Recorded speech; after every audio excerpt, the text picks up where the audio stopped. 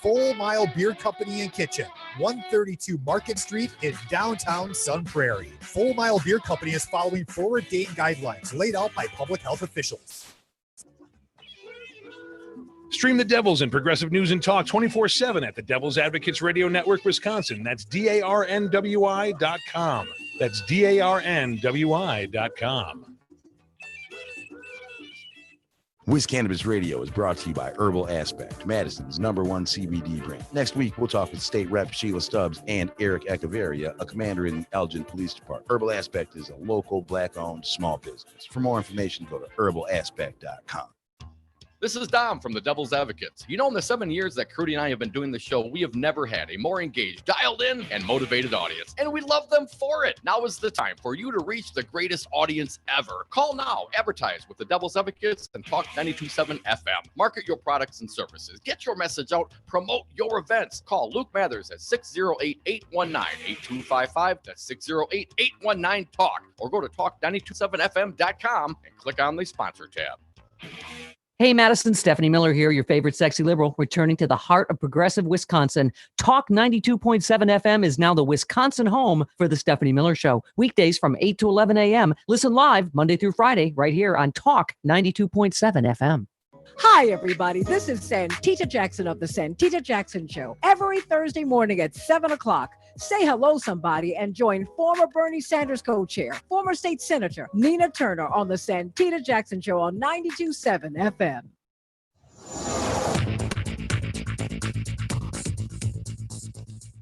For Devil Radio, 92.7 FM and WTTN 1580 AM, I'm Luke Mathers with your headlines. Just one day after the University of Wisconsin-Madison announced its latest restrictions for in-person instruction on campus, top Republican legislators in Wisconsin and other Midwestern states sent a letter to the Big Ten commissioner asking to reconsider the cancellation of the 2020 football season. The move comes the day after Chancellor Blanc ordered undergraduate students to restrict their movement about campus in an effort to slow the spread of COVID-19. Forecast today is light showers across the area with a high of 53 degrees, a low of 48 degrees. Currently, it is 50 degrees. You're listening to Devil Radio.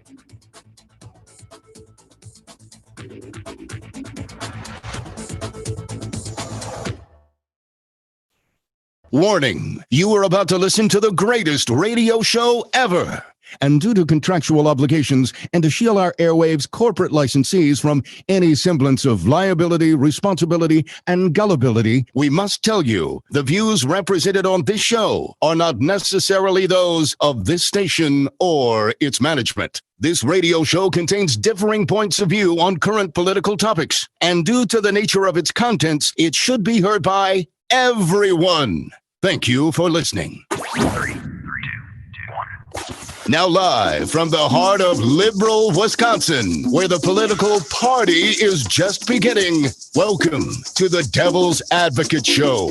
Best friends proving it's never personal, only politics. Please allow me to introduce myself. Now here are your hosts, Dom and Crute. Welcome to the Devil's Advocates Radio Show. Dominic, welcome to the big show, my little buddy.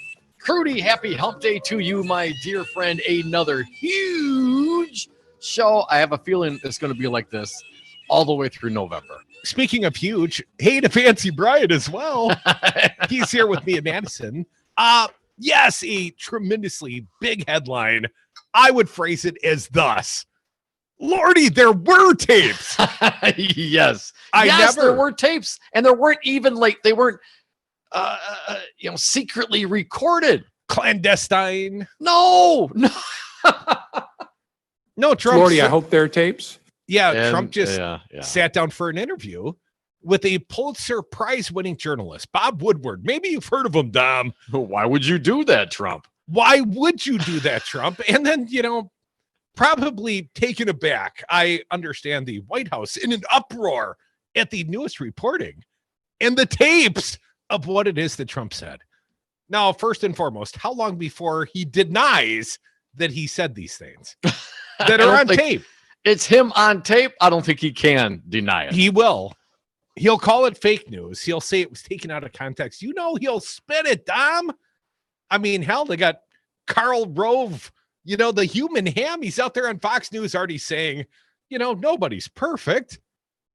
Well, nobody's we perfect, know Tom. nobody's perfect is not an excuse. It does not justify the behavior It doesn't? of this president. No, that's not it. And these are some damning revelations. Well, I would call this something of a choke, let's just say, allowing Bob Woodward to record the interviews. And Dominic, I think we're going to start there today. One other big note. New Marquette University Law School polling out in the great state of Wisconsin. And it's within the margin of error. This is quite troublesome, Dom. Joe Biden up 4. But 4 is the margin of freaking error. So it's a push. People stay motivated, stay active. Do not let up. This man has got to go.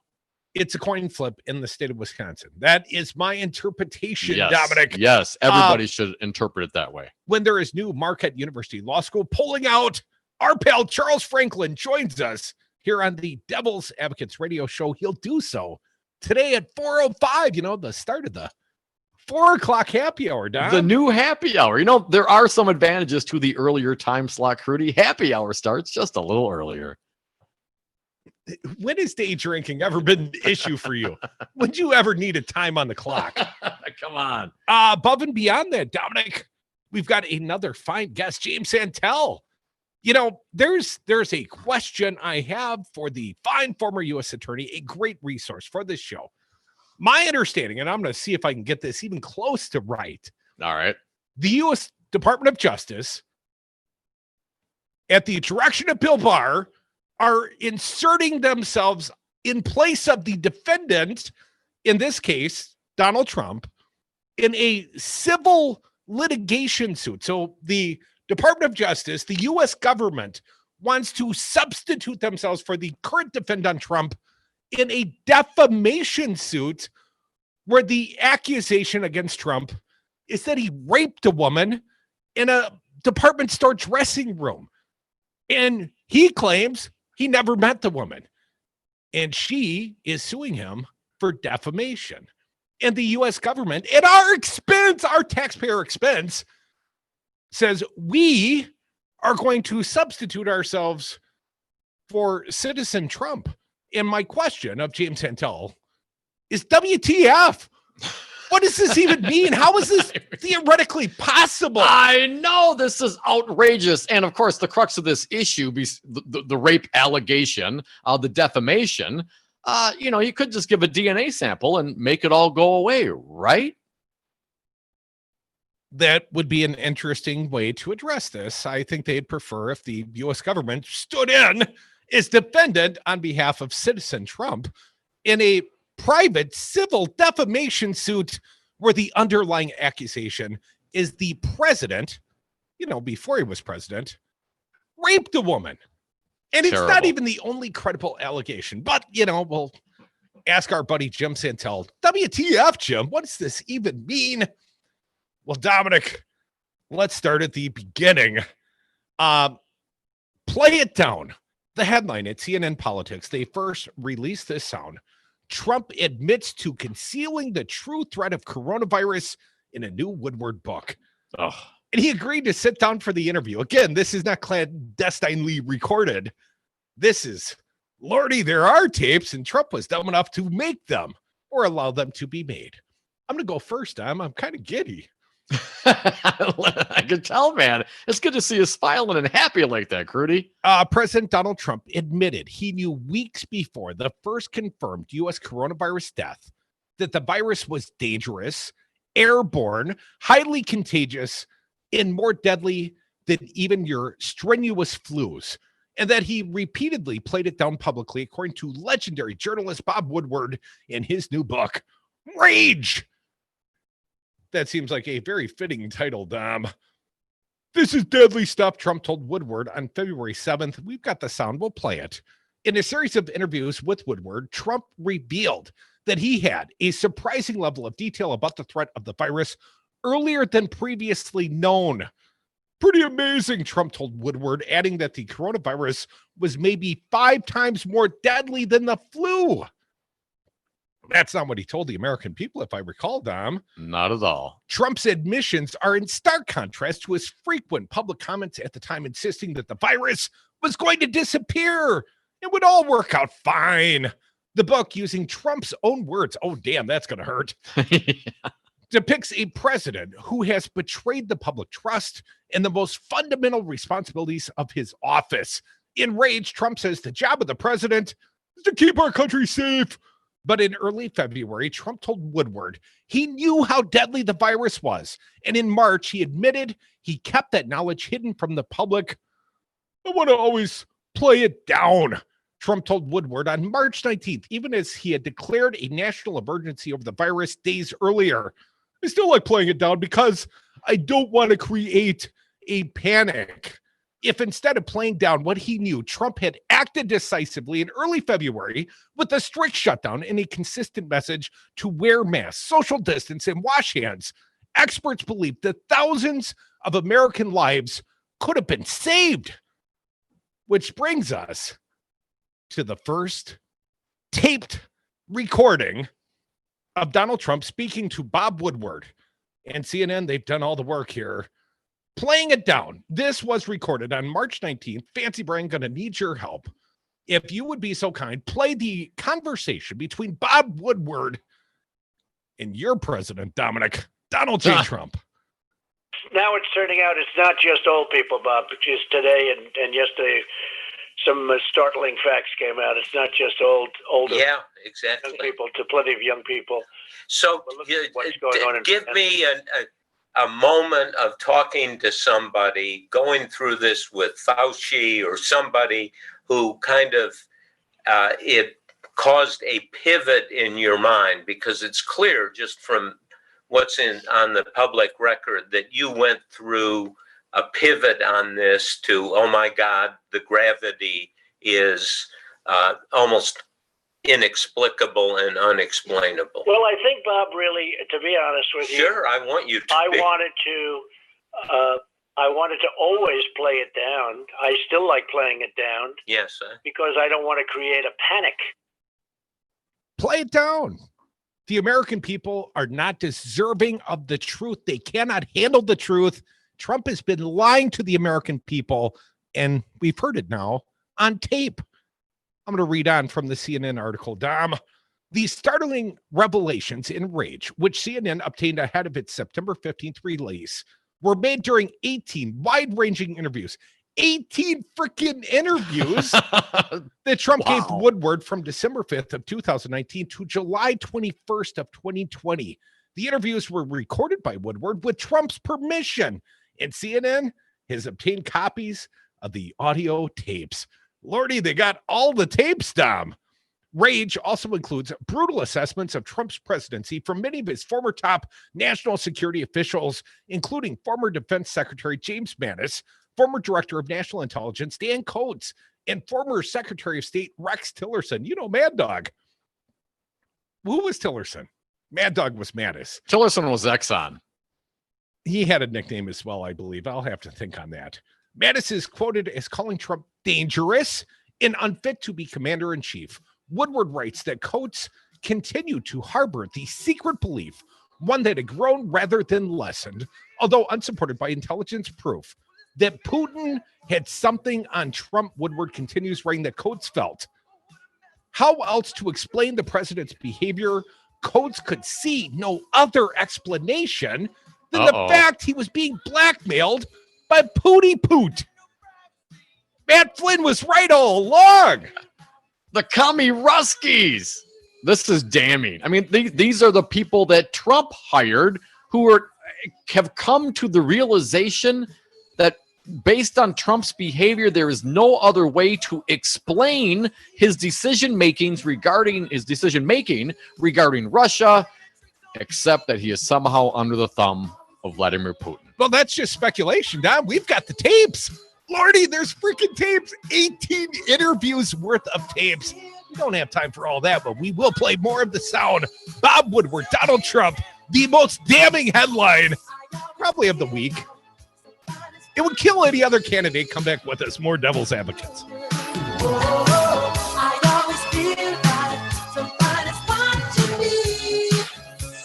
I always want to tell the truth. When I can, I tell the truth. Lordy, I hope there are tapes. It goes through air, Bob. That's always tougher than the touch. The touch, you don't have to touch things, right? But the air, you just breathe the air, and that's how it's passed. I think that at some point that's going to sort of just disappear, I hope. It's also more deadly than your strenuous flus. This is 5% versus 1% and less than 1%. So this is deadly stuff. So what I told you was true, from a certain point of view. Wash your hands, avoid sick people, and touching your face. There are everyday actions to help prevent the spread of respiratory diseases. Visit cdc.gov/COVID-19. Brought to you by the National Association of Broadcasters and this station. So, Darcy, it's too bad we can only meet during 30-second commercials because I have some follow-up questions for you. Sure, Dom. I'll give you 20 seconds. Well, you say don't call the sign to see the property with that agent, or you're not free to write an offer for me. But why? And why is it your services would be free? Those are excellent questions, Dom. Just not for a radio ad. Just go to our website at solidarityrealty.com and click on the orange button on the homepage that says, why not just call the sign? Solidarity Realty. They're real, they're solid, and they're honest. And you won't be limited to 30 seconds. Find them at solidarityrealty.com. Hey, Dom, how many palindromes can you name in 30 seconds? Race car, mom, dad, refer, kayak, level. Did I say mom already? You're forgetting one really important one. Zero res. Not only is it the coolest palindrome ever, it's also our favorite. Right, I remember. Why is that again? They advertise with us. Zero res, my favorite palindrome. And carpet cleaner. Get the best carpet cleaning ever. Schedule your carpet cleaning online at zeroresmedicine.com. Tell them the Devil's Advocate sent you. You let him try violin because you love him. And if you love him that much, love him enough to make sure he's buckled up and in the back seat. Find out more at nhtsa.gov/the-right seat. Brought to you by the National Highway Traffic Safety Administration and the Ad Council. Eric Holder, he's the former U.S. Attorney General and current chair of the National Democratic Redistricting Committee. The notion that Scott Walker is saying that we are doing something to push partisan gerrymandering, that is the pot calling the kettle total black. I mean, that's absurd. He is one of the architects of among the most gerrymandered states in the union. All we're pushing for is a fair process come 2021. Listen to the Devil's Advocates live weekdays from 3 to 6 p.m. Stay informed with progressive news and talk on 92.7, Wisconsin's home for Devil Radio.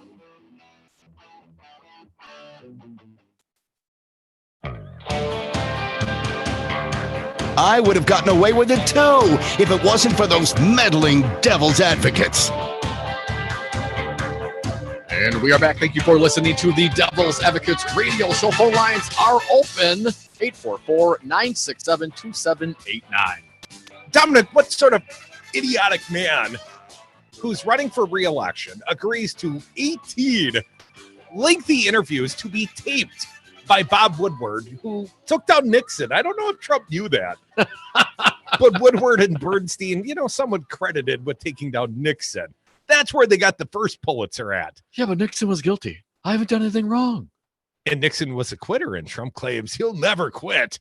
Well, Dominic, we've got the tapes. Lordy, there are tapes, and we've got more of it, and it is very damning for this president. He knew in February, and he lied to the American people, under this ruse of, I didn't want to panic anyone, so I played it down.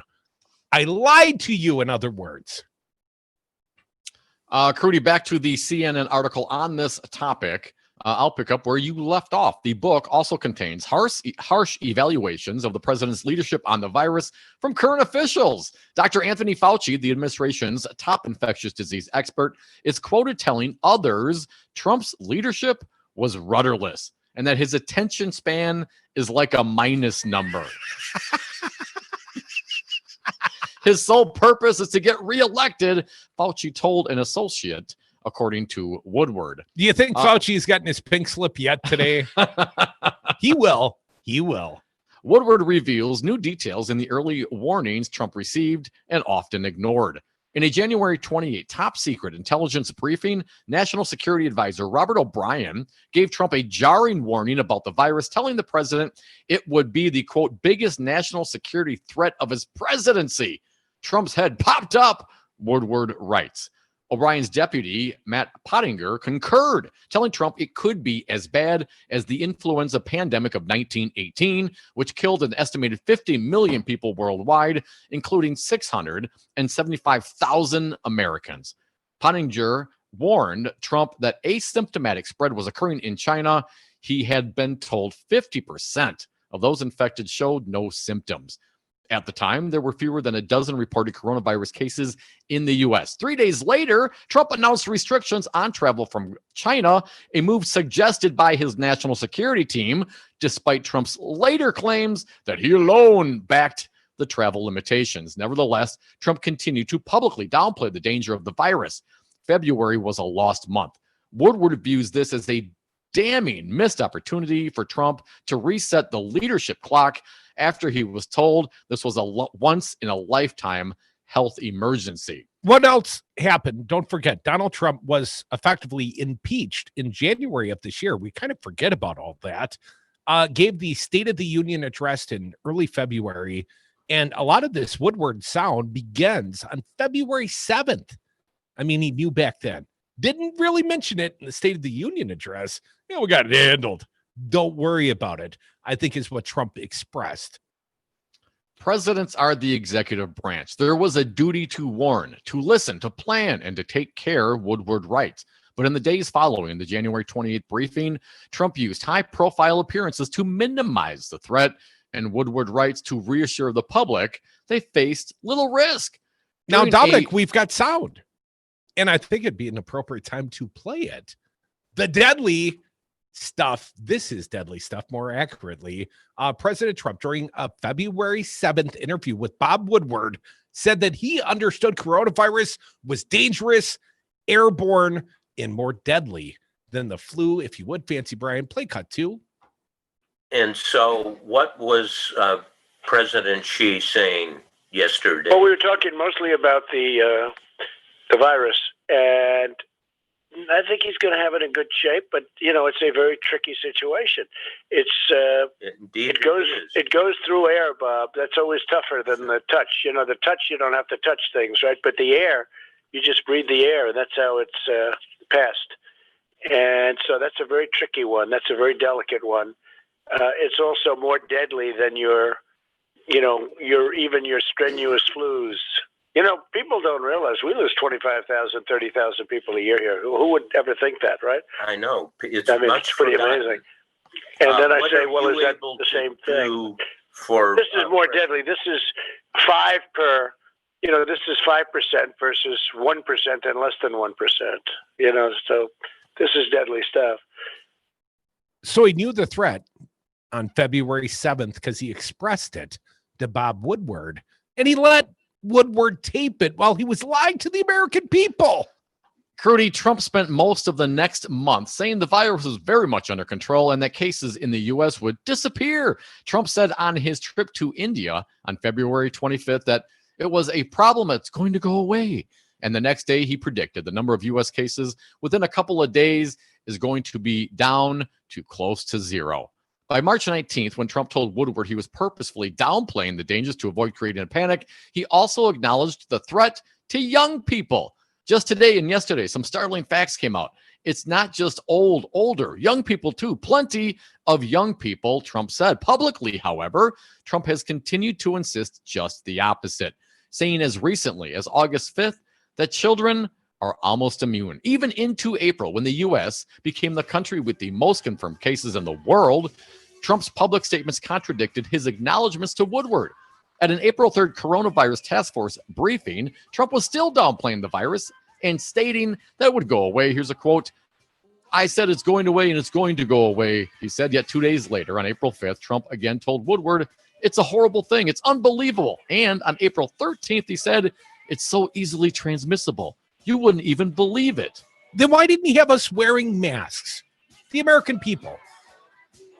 Over the course of the weekend, he instructed a reporter to take his mask off. in Trump's presence. He's doing it for your own safety, Crudy, because apparently the danger of not wearing a mask is lower than the danger of people freaking out and panicking about a pandemic. Because he might lose the election.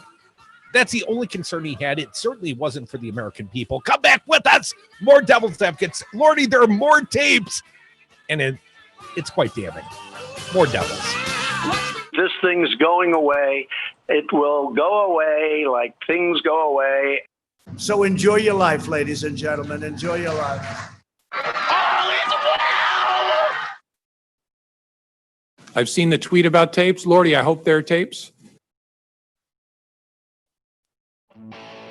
Stay informed with Progressive News and Talk on Devil Radio 92.7 FM and WTTN 1580 AM, Dane County's choice for essential radio. This is Tony with Quality CBD. We are located on Willie Street across from the co-op. At Quality CBD, we are vertically integrated. From soil to oil and seed to sale, we grow, extract, manufacture, and distribute quality CBD oil. We also have contact-free delivery options at qualitycbd.org. Quality CBD. Legal, local, legit. The Lazy Oaf Lounge is Madison's East Side place for friends and family. The Lazy Oaf is now open for dine-in and carry-out. Check out the new menu with awesome apps, burgers done to perfection, stone hearth-fired pizzas, and Friday fish fry. And live music on the patio Thursday and Saturday evenings. Like the Lazy Oaf Lounge on Facebook and see the full menu at lazyoaflounge.com. The Lazy Oaf Lounge, 1617 North Stoughton Road, Madison. Virus update. I'm Ed Donahue with an AP News Minute. The new book from the Washington Post, Bob Woodward, is called Rage. The Post released excerpts. In February, President Trump told Woodward the coronavirus was more deadly than even your strenuous flu. In March, Woodward quotes the president as saying he deliberately minimized the danger. This is Press Secretary Kayleigh McEnany. This president does what leaders do. Good leaders. It's stay calm and resolute at a time when you face an insurmountable challenge. In Michigan, Democratic presidential nominee Joe Biden says this is a life and death betrayal by the president. He knew how deadly it was. It was much more deadly than the flu. He knew and purposely played it down. Worse, he lied to the American people. He knowingly and willingly lied about the threat it posed to the country for months. The book is based in part on 18 interviews that Bob Woodward conducted with President Trump between December and July. I'm Ed Donahue. Tired of lying awake, tossing and turning, just hoping for a few hours of sleep? Get the sleep you crave with the one-of-a-kind Tempur-Pedic. Only Tempur-Pedic uses proprietary Tempur material that continuously adapts and responds to your body to relieve pressure, so you get deep, uninterrupted sleep all night, every night. The Tempur-Pedic Summer of Sleep is going on now. Take advantage of our best offer of the year and experience your best sleep of the summer. All Tempur-Pedic mattresses are on sale with select savings up to $500. Learn more at TempurPedic.com. When you have frequent heartburn, antacid relief only lasts for a few hours. Prilosec OTC stops heartburn before it begins and lasts a full 24 hours. Its unique delayed release formula blocks heartburn at the source. With just one pill a day, you get 24-hour heartburn protection. Make the switch today. Prilosec OTC, one pill a day, 24 hours, zero heartburn. It's possible while taking Prilosec OTC. Use as directed for 14 days to treat frequent heartburn, not for immediate relief. For Devil Radio 92.7 FM and WTTN 1580 AM, I'm Luke Mathers with your headlines. Hundreds of Wisconsinites have been waiting since March and April to receive unemployment benefits. As of August 29th, the Department of Workforce Development had received 6.15 million weekly claims and had paid 5.46 million of those claims, according to a release from the department.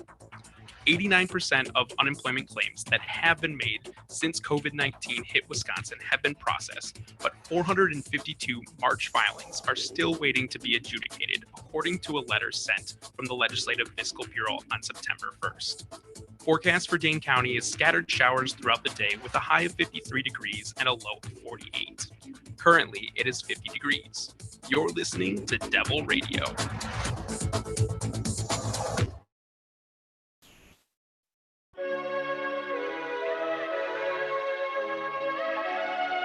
The Devil's Advocates, the fix for political junkies everywhere.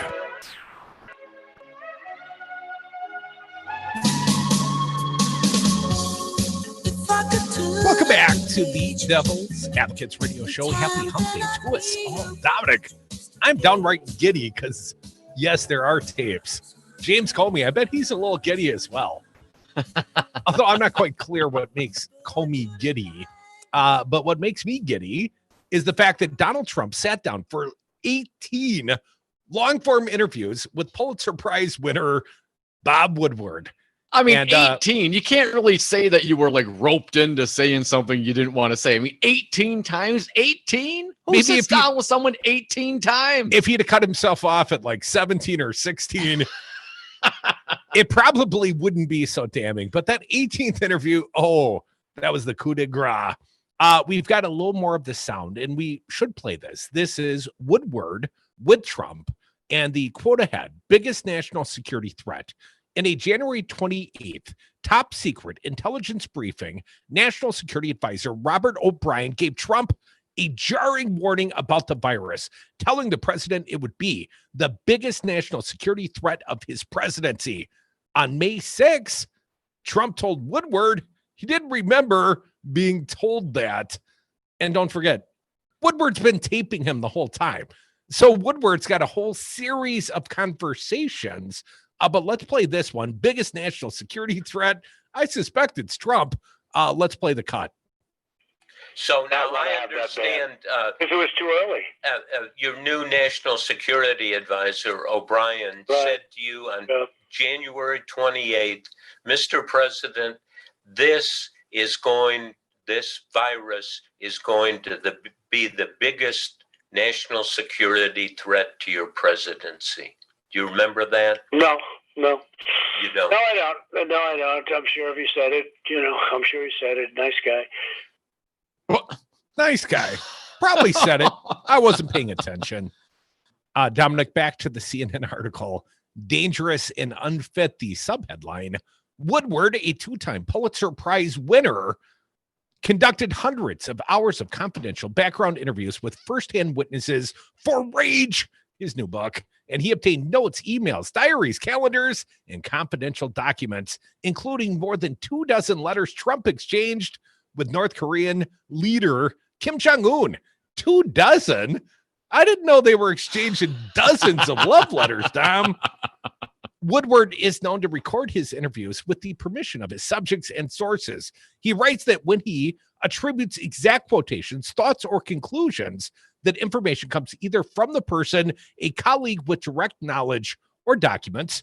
Trump's conscious downplaying of the coronavirus is one of numerous revelations in Rage. The book is filled with anecdotes and the top cabinet officials blindsided by tweets, frustrated with Trump's inability to focus and scared about his next policy directive because he refused to accept facts or listen to experts.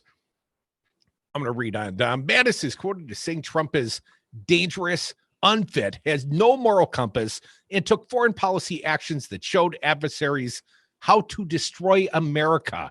After Mattis left the administration, he and Coates discussed whether they needed to take collective action to speak out publicly against Trump. I wish they would have.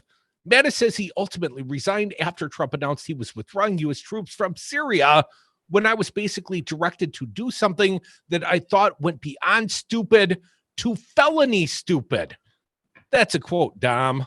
Woodward writes that Coates and his top staff members examined the intelligence as carefully as possible, and that Coates still questions the relationship between Trump and Russian President Vladimir Putin. Coates saw how, this is also a quote, Dom. Coates saw how extraordinary it was for the president's top intelligence official to harbor such deep suspicions about the president's relationship with Putin, but he could not shake them. Trump has come under fire in recent days for reportedly making disparaging remarks about U.S. military personnel and veterans. Woodward's book includes an anecdote, which an aide to Mattis heard Trump saying in a meeting, "My effing generals are a bunch of pussies." Excuse my French, I quote, because they cared about alliances more than trade deals. Mattis asked the aide to document the comment in the email to him, and Trump himself criticized military officials to Woodward over their view that alliances with NATO and South Korea are the best bargain the U.S. makes. I wouldn't say they were stupid, because I would never say that about our military people, Trump said. But if they said that whoever said that was stupid, it's a horrible bargain. They make so much money, cost us $10 billion. We're suckers. Crudy, Woodward reports that Trump's national security team expressed concerns the U.S. may have come closer to nuclear war with North Korea amid provocations in 2017. Quote, "We never knew whether it was real," Secretary of State Mike Pompeo was quoted as saying, "or whether it was a bluff. But it was so serious that Mattis slept in his clothes to be ready in case there was a North Korean launch, and repeatedly went to the Washington National Cathedral to pray." Wonder Trump if he ever boasted to bumped Woodward- into Trump while he was praying, Dom. I don't think so. Trump boasted to Woodward about a new secret weapons system. "I have built a weapon system that nobody's ever had in this country before," Trump said. Woodward says other sources confirmed the information without providing further details, but expressed surprise that Trump disclosed it. Little top secret information between you and adversarial journalist. Well, and so what? Us and the rest of the world now. Woodward obtained the 27 quote-unquote love letters Trump exchanged with Kim Jong-un, 25 of which have not been reported publicly. The letters, filled with flowery language, provided this fascinating window into their relationship. Kim flatters Trump by repeatedly calling him "Your Excellency," and writes in one letter that meeting again would be reminiscent of a scene from a fantasy film. What sort of fantasy film, man? In another, Kim writes that the deep and special friendship between us will work as a magical force. CNN has obtained the transcripts of 2 of the letters. Trump's son-in-law and senior White House advisor Jared Kushner also weighs in with some unusual literary insights about his father-in-law. Kushner is quoted as saying that 4 texts are key to understanding Trump, including Alice in Wonderland. Kushner paraphrased the Cheshire Cat: "If you don't know where you're going, any path will get you there." Woodward pressed Trump on Saudi Crown Prince Mohammed bin Salman's role in the 2018 killing of a journalist, Jamal Khashoggi. Once again, Trump dismissed the U.S. intelligence assessment and defends bin Salman. He says very strongly that he didn't do it. Very strongly, Crudy? I mean, isn't that what he said about Putin? He said very strongly, very powerfully that he didn't do it. I mean, where is Dr. Evil's secret lair? You got to ask 3 times, Trump. I don't know why he would, though. Trump insulted his predecessor, saying Woodward made former President George W. Bush look like a moron, which he was. Trump said of former President Barack Obama, "I don't think Obama's smart. I think he's highly overrated, and I don't think he's a great speaker." He also tells Woodward that Kim Jong-un thought Obama was an a-hole.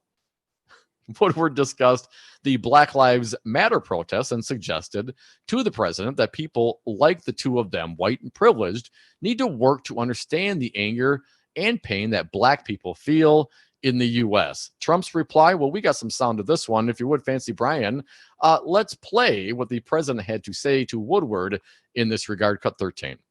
Hey, but let me ask you this. I mean, we share one thing in common. We're white, privileged, who my father was a lawyer and a judge in Illinois, and we know what your dad did. And do you have any sense that that privilege has isolated and put you in a cave to a certain extent, as it put me and I think lots of white privileged people in a cave, and that we have to work our way out of it to understand the anger and the pain, particularly Black people feel in this country? Do you? No, you really drank the Kool-Aid, didn't you? Listen to you. Wow. No, I don't feel that at all. Drinking the Kool-Aid. I mean, how insulting can this possibly? Not even a consideration that this, a white privilege may exist. And finally, Curdy, I'll wrap this portion up of the CNN article summarizing some of the highlights of the new Woodward book Rage. Woodward reports new details on Russia's election meddling, writing that the NSA and CIA have classified evidence the Russians had placed malware in the election registration systems of at least 2 Florida counties, St. Lucie and Washington. And while there was no evidence the malware had been activated, Woodward writes, it was sophisticated and could erase voters in specific districts. The voting system vendor used by Florida was also used in states across the country. All these love letters between Kim Jong-un and Donald Trump, maybe he's the one that took one for the team, Dom. I'm going to read a little bit more here. The wrap-up of this piece, Dynamite Behind the Door. Rage is the follow-up to Woodward's 2018 best-selling book, Fear, which portrayed a chaotic White House in which aides hid papers from Trump to protect the country from what they viewed as his most dangerous impulses. And yet he let him write another book. While Trump slammed Fear, he also complained that he didn't speak to Woodward for the book, which resulted in his agreeing to extensive interviews for Rage. However, on August 14th, Trump preemptively attacked Woodward's new book, tweeting, "The Bob Woodward book will be fake as always, just as many of the others have been." Except the tapes, right, Trump? You acknowledge the tapes. Throughout the book, Trump provides insights into his view of the presidency. He tells Woodward, when you're running the country, there's dynamite behind every door. After his 18 interviews, Woodward issued a stark verdict. Trump is the dynamite behind the door. Woodward concludes his book with the declaration, Trump is the wrong man for the job. Wow. He's your own president, Bob Dom. Woodward. I mean, not my, hashtag not my president. 844-967-2789. Our good friend, former U.S. Attorney James Santelle, going to join us at 3:00. I want to get your take on this as well. I mean, I don't know. I don't even know where to start to look back at and kind of rehash some of this.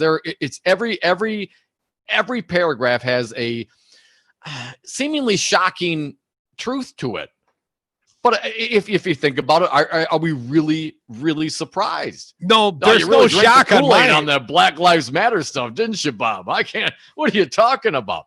You know, I mean, hell, Coates, his own man inside intelligence, saying, "What the hell?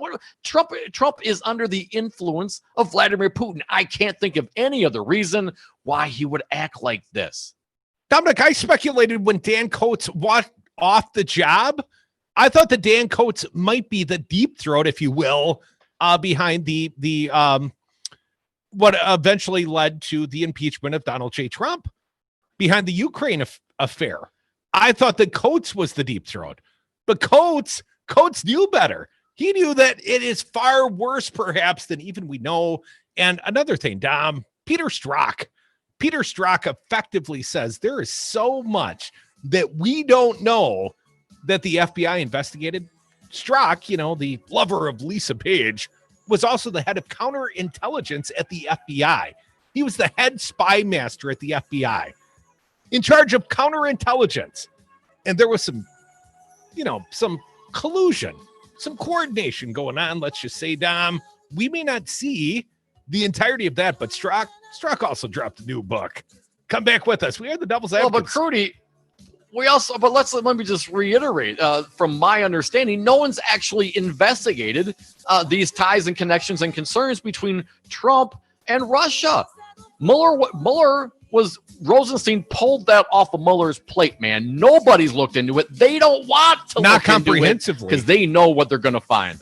Well, and the Trump Department of Justice also decides what we know about the investigation of Donald J. Trump.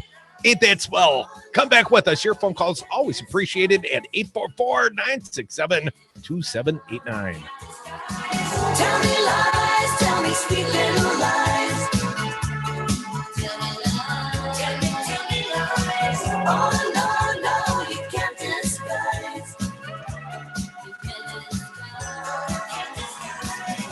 It goes through air, Bob. That's always tougher than the touch. The touch, you don't have to touch things, right? But the air, you just breathe the air, and that's how it's passed. Having this all come out into public has exposed things that didn't need to be exposed. It can only be my personality, that's all. Max Inc. Radio, this is Rocker. Hey, Jimmy, Operation Double Dip Distraction is a go. Vladdy just needs the bread right away. Did Agent Orange give you the check in Oshkosh? He said it was in the mail. Oh, no! Did the president really tell Jimmy the check was in the mail? Tune in Saturday and Sunday, 6 to 9 for local music, interviews, and more. It's Max Inc. Radio with Jimmy K and Rocker. He said it was express mail. Hi, this is Cody with Go Landscaping. We do full yard installs, retaining walls, and certified dry stone masonry. Let us turn your dream for an outdoor living space into a reality. Go Landscaping is still taking on new commercial and residential lawn care for this summer, or let us bid your snow removal for fall. Find us at golandscapings.com. Again, that's golandscapings.com.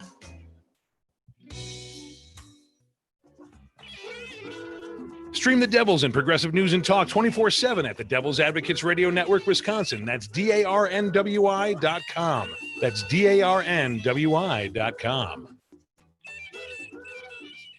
Madison, tune in every weekday from 11 to 2 on Talk 92.7 FM for the Tom Hartman Program. Join the show's conversation because our democracy is not a spectator sport. Listen live Monday through Friday right here on Talk 92.7 FM, Wisconsin's political talk network. The Devil's Advocates. There are lots of people that haven't made up their mind on this race, and you think, how could that be? No, there are. There are a lot of people that could still make a decision all the way on election day down. Undecided voters are the biggest idiots on the planet. Try giving short, simple answers. Like you'll go person, woman, man, camera, TV. Yosemite. Because freedom. Unlike the legislative Republicans, 92.7 FM and WTTN 1580 AM are working through the pandemic to keep you informed. Streaming 24/7 at DARNWI.com. Why are you doing this to me? You're listening to the radio show your mother warned you about. Tom and Kreutz are the Devil's Advocates. And we are back. Thank you for listening to the Devil's Advocates radio show. Phone lines are open. Join us at 844-967-2789. Dominic, my understanding, Donald Trump's going to drop his Supreme Court candidate list. He did that in 2016. He's doing it again. And I believe it's shiny objectism. Look over there, please.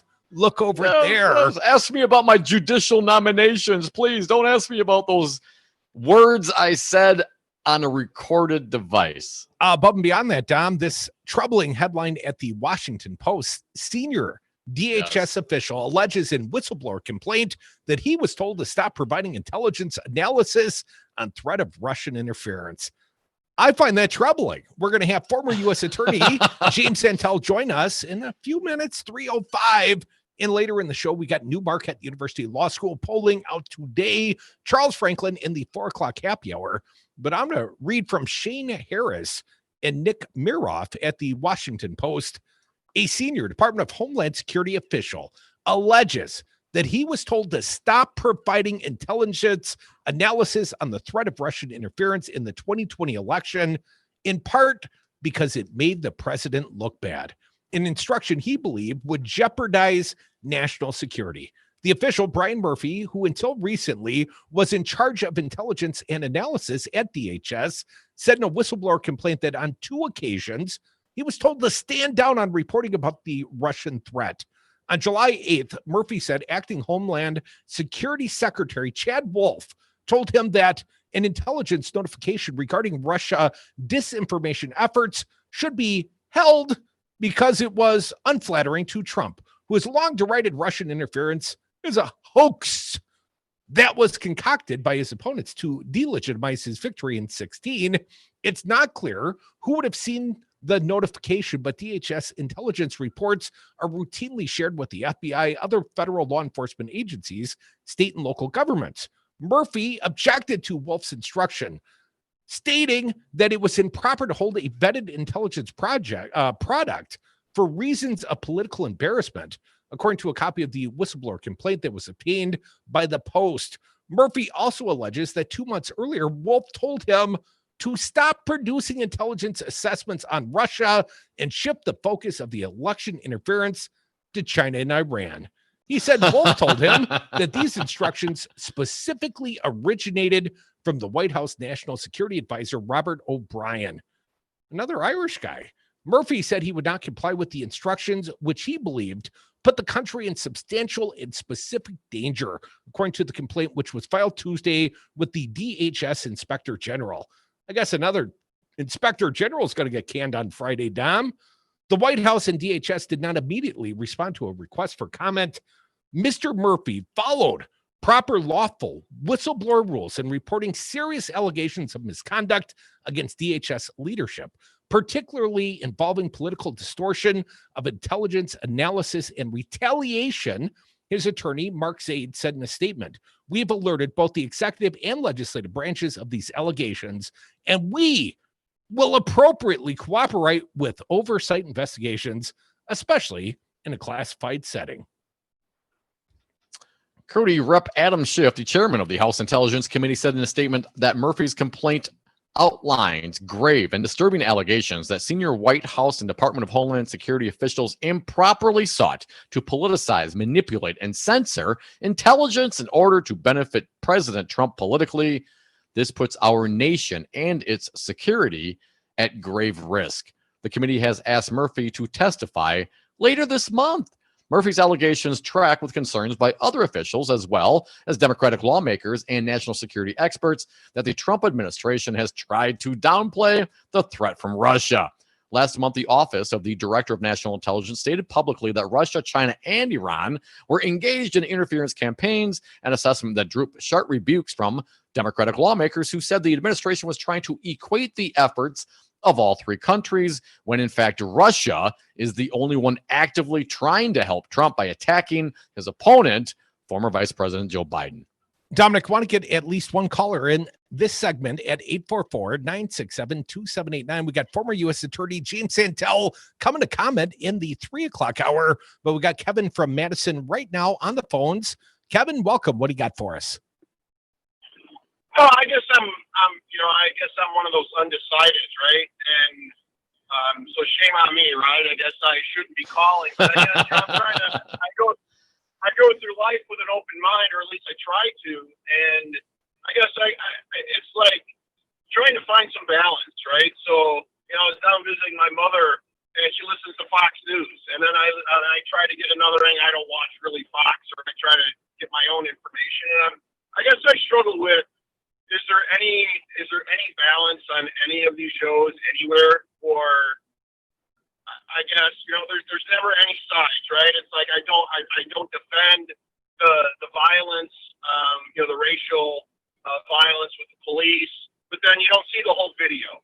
You don't hear the whole, right? I teach my kids don't run from the police, all right? I guess I am of white privilege, right?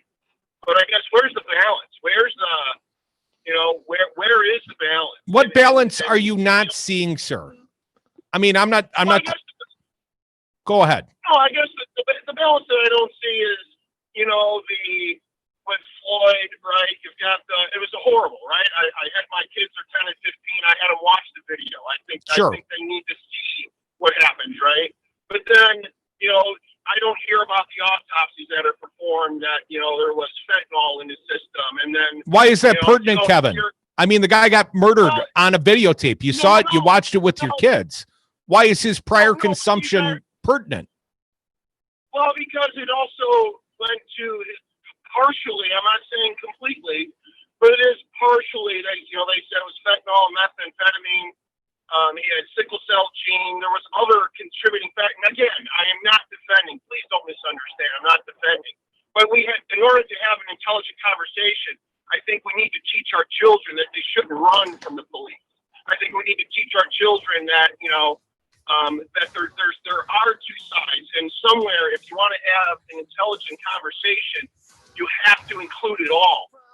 Well, hang on, Kevin. If I may, Crudy, I mean, you talk about balance, Kevin. I mean, you talk about the writings of Bob Woodward versus the writings of, say, Charles Manson. They're both words on a page. You cannot equate the things. Facts are facts. I mean, we got Trump on tape on these issues, Kevin. Now, I appreciate you want to try to, get the full story. I'm down with that. But listen to the tapes, read the book. Well, if you listen to Trump, you think you're going to believe him? What is Trump going to say about it? That wasn't me. The man knew what was going on, and he downplayed it purposefully, and that has cost lives, Kevin. That is not a man who is concerned about your well-being, my friend. Oh, you and Bob Woodward, you drank the Kool-Aid, Dominic. Come back with us. Fine guest, former U.S. Attorney James Santelle. We bring him next, hour 2 of the Devil's Advocates.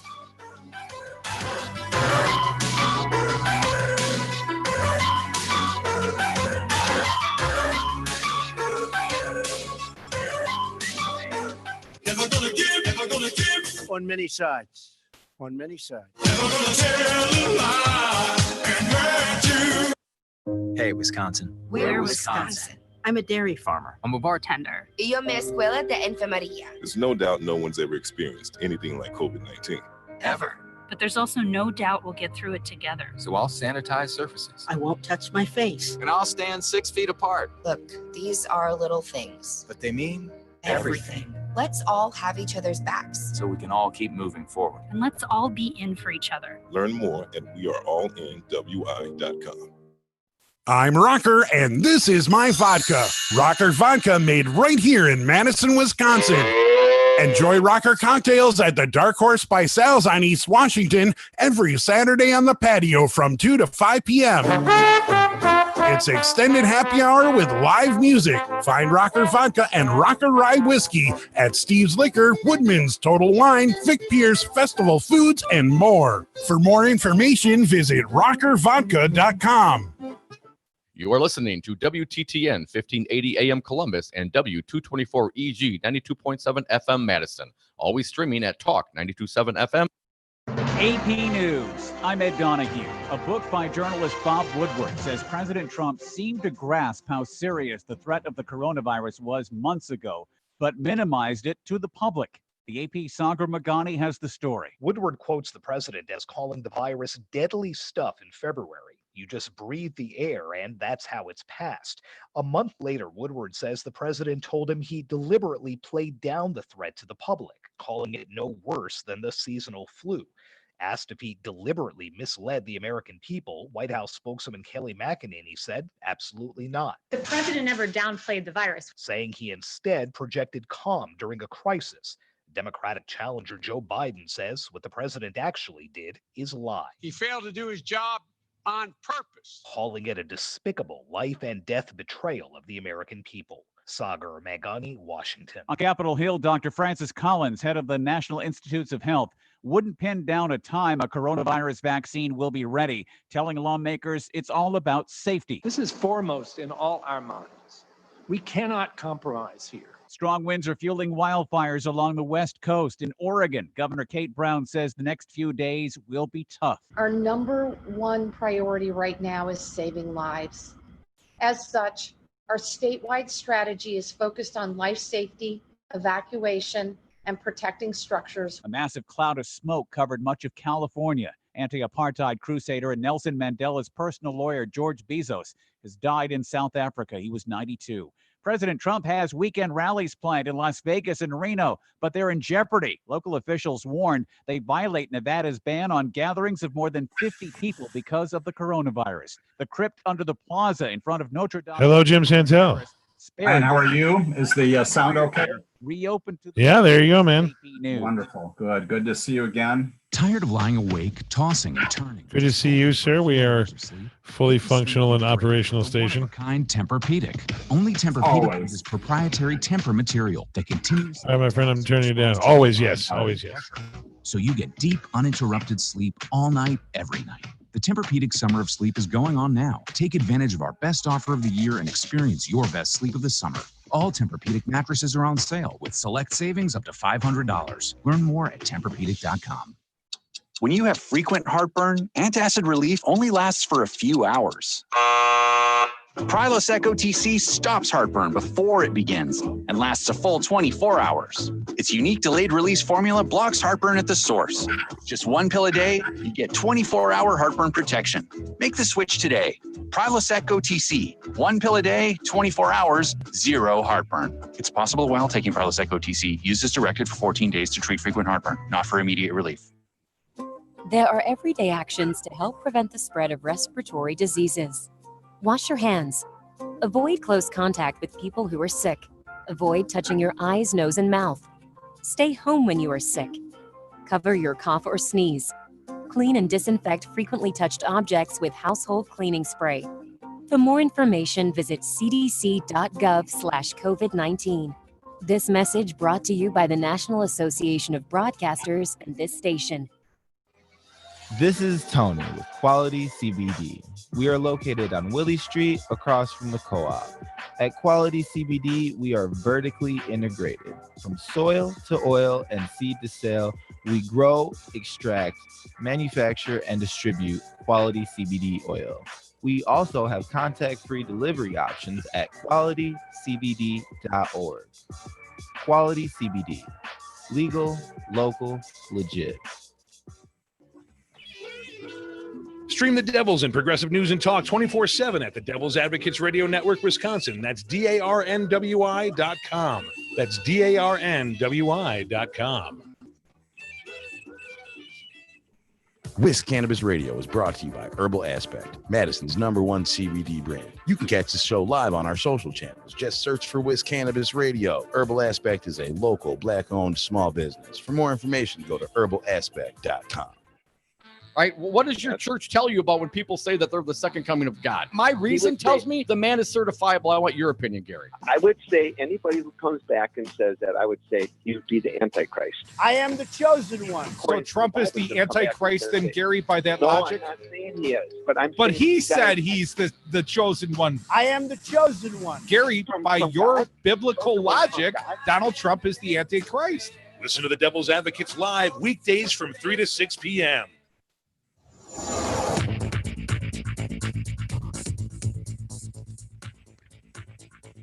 For Devil Radio 92.7 FM and WTTN 1580 AM, I'm Luke Mathers with your headlines. The Milwaukee Bucks were eliminated from the NBA playoffs last night by the Miami Heat, losing Game 5 of the series 103-94. As the Bucks head into their offseason earlier than expected, MVP Giannis Antetokounmpo will begin free agency discussions with the team. The Milwaukee Brewers lost to the Detroit Tigers last night by a score of 8-3. Game 2 of that series is today at 12:10. Forecast today is light showers across the area throughout the day, with a high of 53 degrees and a low of 48. Currently, it is 50 degrees. You're listening to Devil Radio.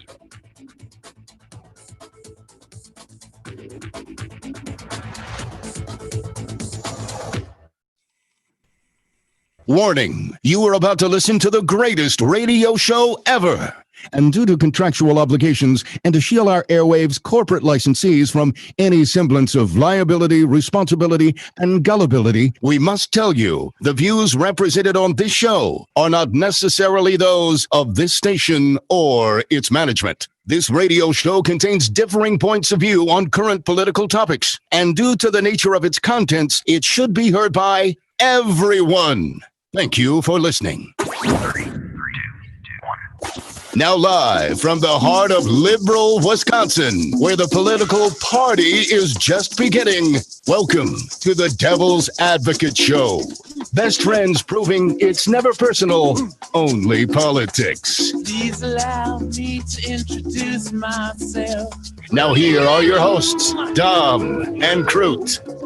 Welcome back. Hour 2 of the Wednesday edition of the Devil's Advocates Radio Show. A stunning hour 1, the Woodward book revelations about our president. The tapes. Lordy, there were tapes in hour 1. We've got Marquette University Law School polling in the happy hour at 4 o'clock with our pal Charles Franklin. And Dominic, right now, we are joined by one of our favorite guests, former U.S. Attorney James Santelle. Jim, live via Zoom. Welcome to the party, sir. Mike and Tom, good to be with you. Well, Thanks, Jim. Before we get into the political conversation and the legal conversation, Jim, you might have a homework assignment this weekend. Bob Woodward's new book dropping. You must have some reaction to the news of the day. Lordy, there's tapes. and Trump basically ignored the threat of coronavirus and misled the American people. It may not be illegal, Jim, but this has got to be some sort of malfeasance in governance. It's certainly that way, doesn't it? And again, we search for the right adjective after talking about things that are stunning, shocking, surprising. Doesn't say it enough, but it certainly is consistent, right, with a president who has said one thing publicly to the American public and privately said another thing. A lot of commentators today are talking, of course, about the Access Hollywood tape and comparing that to this. The difference here is that we're talking about people's lives in America, their health care, their livelihood, their ability to continue their jobs, be with their families, and the notion that at the same time the president is telling us that the coronavirus is not that significant, that it perhaps is going to go away. He is being told explicitly that that's not the case, and he acknowledges that to Bob Woodward. And all but says that I'm lying to the American public is once again a matter for disbelief under any other circumstances. Regrettably, in this presidency, it is all too believable, shocking, horrifying, and again, the kind of thing that would hopefully make people look at this president and wonder again in about 50 days, 55 days from now, whether or not he should be our chief executive. Jim, my concern is it's one thing to lie to the American people, but at what point does if people believe the lie and follow the lie and they are harmed because of it, is there any circumstance in which somebody in a politician could be held liable for those things? I mean, if you tell them to drink the Kool-Aid and the Kool-Aid is poisoned and it's poison, you tell one it's not poison, everyone drinks it and they die, is that person not somewhat responsible for their actions as a politician, as an elected official? Right, you would certainly think so. And there are lawyers out there who are much more creative than I am, and less creative, if you will. Think about just that point, right? If you've got a medical official, if you've got someone's public safety, some other area of responsibility who is providing information to the public, and in reliance upon that, and again, providing a duty of care to the public, and reliance upon that, people act in a certain way. What I've just described is your basic tort litigation. That's a fundamental notion, that's a fundamental principle behind an awful lot of lawsuits out there. It's probably unlikely given this circumstance because we are so steeped in the politics of this, and perhaps we're just become immune to the notion that, again, our president is overtly lying to us on a regular basis, that we don't even think about that. But candidly, that kind of thing, especially, again, people have died because of this, because we did not take this seriously, and is the kind of negligence that should, in fact, be the subject of not just discussions about negligence, but also possibility of doing something much more dramatic. Jim, if there were, a class action lawsuit against this president with 185,000 litigants and that number ever growing, well, perhaps the Department of Justice would step in and take the place of the litigant, in this case, the defendant Trump, like they have done in the case of the defamation suit. I mean, Trump is accused of rape. Trump says, I never met the woman who accuses me of rape. The woman sues him for defamation. And my understanding is the Attorney General of the United States and the Department of Justice want to substitute the United States, who would have sovereign immunity as a country, would not be subject to this litigation, for the civil litigant defendant, Donald Trump, citizen Trump, because they're somehow saying this accusation of rape that he denied is part of the presidency. Jim, my question of you, sir, WTF? What does this mean? I don't even understand the legal principle. Well, once again, Mike, even if you don't understand it, you're teaching a good course in the law today, because under the Federal Tort Claims Act, something that law students learn about all the time, and certainly the Department of Justice, I invoke this routinely. What does the Federal Tort Claims Act? Basically says that under appropriate circumstances, you can, in fact, sue the federal government. So if you go into the post office, for example, in the wintertime, or even a day like today, and you slip and fall because you did not properly care for the ground and that sort of thing, you can sue for the damages. But the point behind that, of course, is because that's a government agency. That is something that, again, under the law, you can recover damages for. Your question highlighted all the problems with this. How does this normally work? And let me use another example. Suppose you've got an FBI agent, we have spoken about them a lot, who is en route to an interview with someone in Kenosha, some other place in the state of Wisconsin, and in the course of traveling to that location, rear ends somebody on the expressway. Hopefully doesn't kill them, but rear ends them, you get involved in an accident of some kind. That's a tort. And under those circumstances, you would say that that agent, as we all would, is in the course of his duties or her duties and responsibilities. And under that situation, yes, indeed, you could remove that case from a state court. The government, the federal government, would represent that person as the United States of America. That would be entirely appropriate. What do we have going on here? Instead, we've got the Attorney General, another interesting thing just because of where this is coming from, basically certifying to the federal court in Southern District of New York that in fact when Donald Trump said, admittedly during his term, it does not know E. Jean Carroll, denies the rape ever happened, again, said some other horrific things about her physically, that is within the scope of his employment as the President of the United States of America. I will tell you, as a United States Attorney, I would never have signed off on that sort of thing. Because again, go get back to my example. If in fact that same agent on Saturday goes to Menards with his family and rear ends somebody again on the expressway, no horrific injuries, hopefully, but again, a damage to the car, is that within the scope of his employment? No, it is not. And you would not certify. And although the example has some errors in it along the way, this is once again outrageous. And I would suspect that civil division chiefs around the country are looking at this and saying, what? We're certifying that this is something that's in the scope of the employment of the presidency? Of course not. Now, again, one other thing that's very unusual about this is that normally this would come from a civil division chief and from a U.S. attorney in the Southern District of New York. The fact that this is coming from Maine Justice at 9th and Constitution also tells you everything you need to know, which is taken away from the very office that should be doing this certification and bringing it to Washington where you can protect the president. There is, on the other hand, if you like one more question on this as well, there's an upside to this, which is it may not be done. There is a remedy to this. It's unusual, but I suspect E. Jean Carroll's attorneys are looking at this right now and saying, wait, let's challenge this. Let's file a motion with the federal court where the case is now sitting, it's been removed, and ask the judge to determine whether or not that certification is legitimate. I've been in situations where that has been done.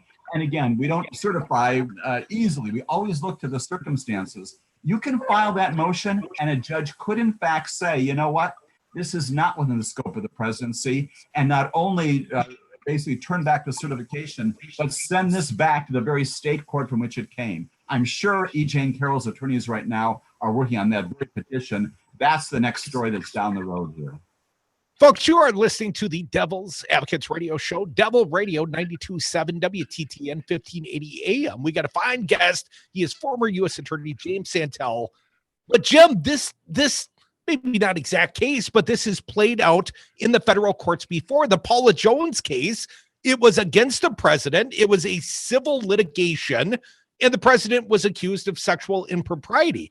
A lot of parallels between the cases. In my understanding, the U.S. Supreme Court found, in fact, a U.S. president could be sued civilly, just like Trump is being sued in this defamation case with an underlying accusation of rape.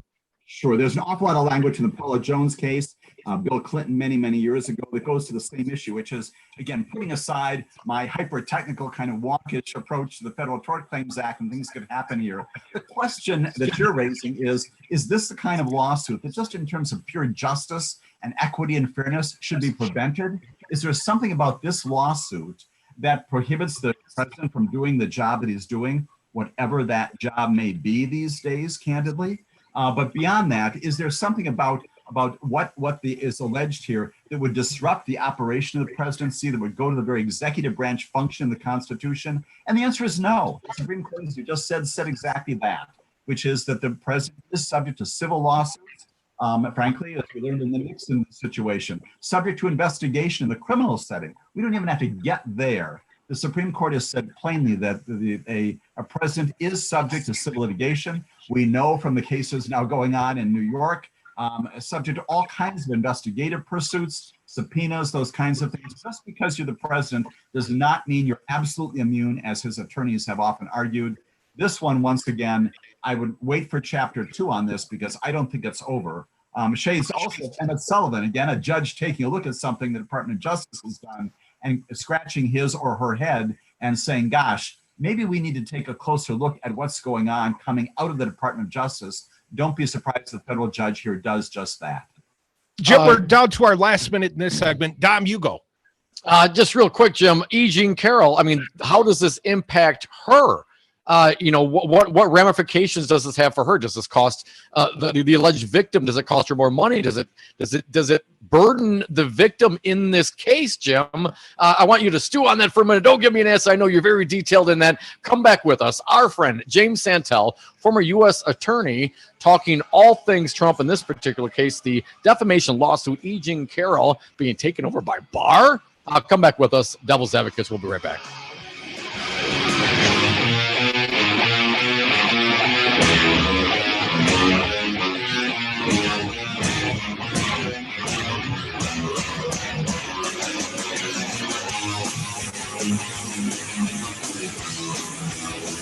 Will there be a lawsuit? Yeah, probably. Best compliment I've ever gotten from a client, I've heard it over and over, is that we made the process bearable and they were happy with the outcome. We're not going to resolve your case unless you are happy with the resolution. The attorneys at Lawton & Cates. It's who you turn to for legal advice. 282-6200 or lawtoncates.com. When you need an attorney, trust the voice of experience, the only choice. Lawton & Cates. Celebrating 60 years. Stream the Devils and progressive news and talk 24/7 at the Devil's Advocates Radio Network, Wisconsin. That's DARNWI.com. That's DARNWI.com. This is Dom from the Devil's Advocates. You know, in the 7 years that Crudy and I have been doing the show, we have never had a more engaged, dialed in, and motivated audience. And we love them for it. Now is the time for you to reach the greatest audience ever. Call now, advertise with the Devil's Advocates and talk 92.7 FM. Market your products and services. Get your message out. Promote your events. Call Luke Mathers at 608-819-8255. That's 608-819-TALK. Or go to talk927fm.com and click on the sponsor tab. Hey, Madison, Stephanie Miller here, your favorite sexy liberal, returning to the heart of progressive Wisconsin. Talk 92.7 FM is now the Wisconsin home for the Stephanie Miller Show. Weekdays from 8 to 11 a.m. Listen live Monday through Friday right here on Talk 92.7 FM.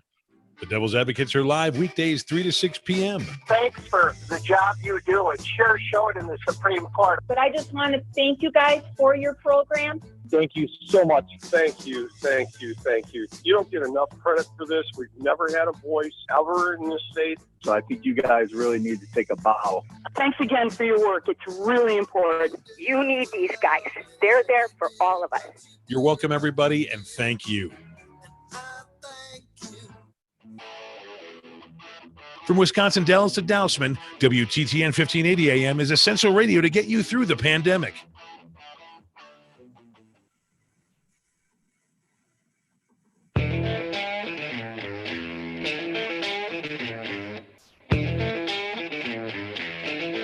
Charged, never convicted.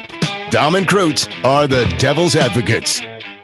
And we are back. Thank you for listening to the Devil's Advocates radio show. James Santelle, former U.S. attorney, joins us via the Zoom. Jim, thanks for sticking around. Back to my question. E. Jean Carroll, defamation lawsuit now being taken over by Main Justice, as you say. What impact, what negative impact does this have on the victim? It's a great question, because that's what your listeners have got to understand, which is this is not just lawyers playing around in federal court and state court and doing things to get cases moved and disposed of in certain ways. There are at least two, if not three, significant consequences to this. One is, of course, delay, right?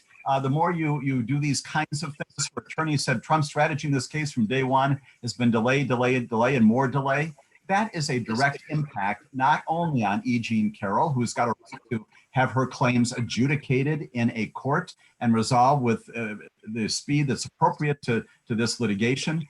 It has an impact upon the litigation itself, and the longer you wait in disposing of it, the less justice is delivered. The other thing that I would note on this, of course, is that the other part of this, which Dom had indicated, or Mike had indicated rather, was that because it's in federal court, likely you can then get it dismissed on a defamation ground, right? It remains in state court, it goes back there. Those lawsuits, those claims can be reinvigorated. And there, significantly, what was about to happen? What was E. Jean Carroll about to do?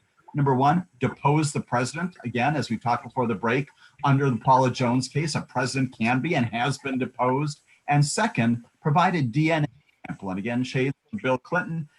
Ms. Carroll indicates that she has a dress that has some DNA on it. And so that too is undermined by this process.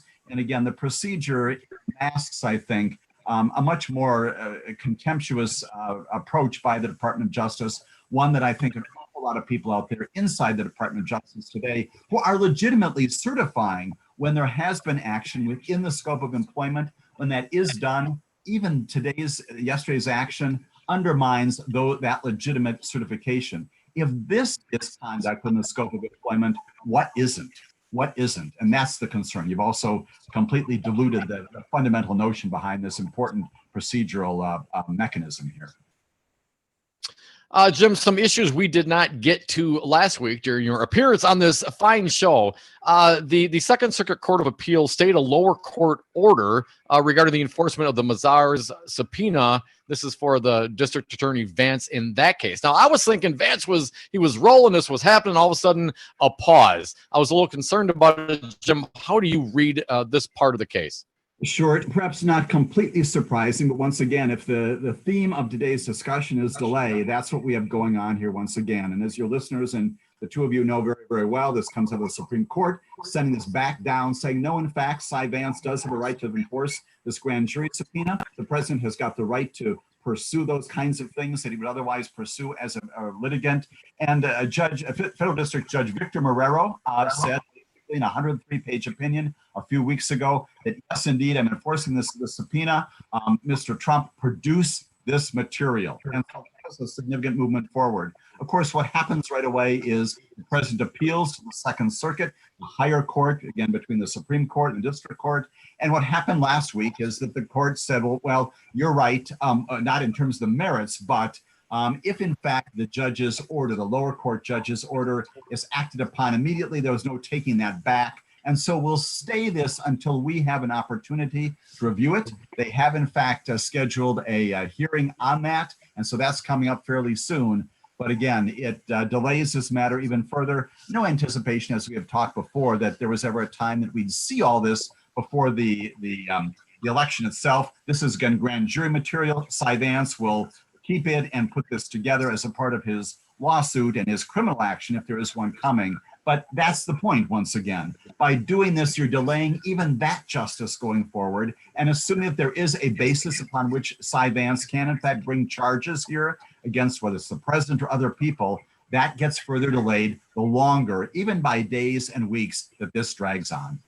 Our fine guest, Jim Santelle, for a few more minutes. Jim, Trump today dropped his Supreme Court probable list, his candidate list. Want to get your opinions on at least two Senators, Ted Cruz and Tom Cotton.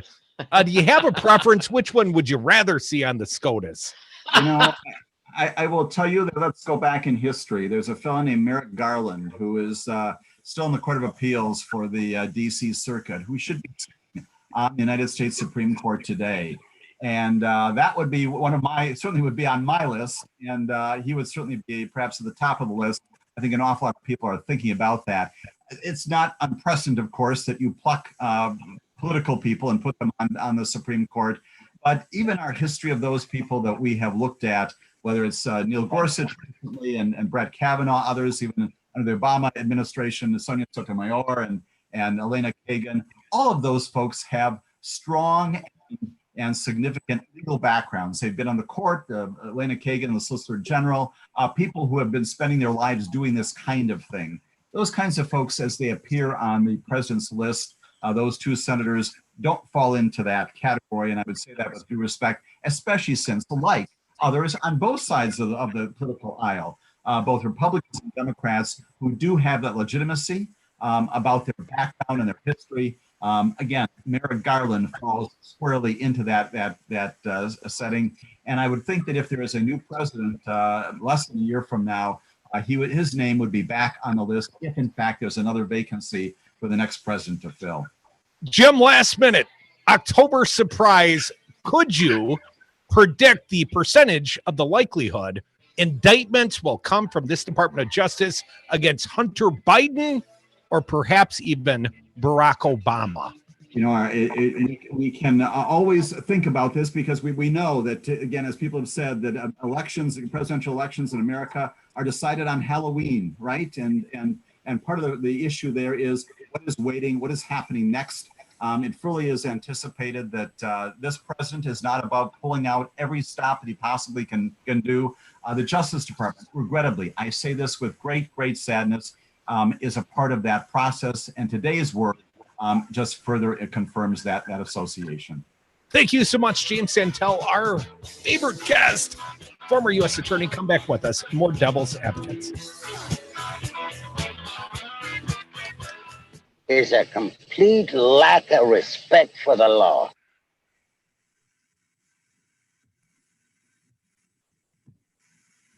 From the Capitol in Madison, this is Wiz Politics Midday. I'm Stephanie Hoff, your host, and this podcast is brought to you by Spectrum. Vice President Mike Pence and Dem Vice Presidential candidate Kamala Harris were both in Wisconsin this Labor Day, but on opposite sides of the state with very different messages.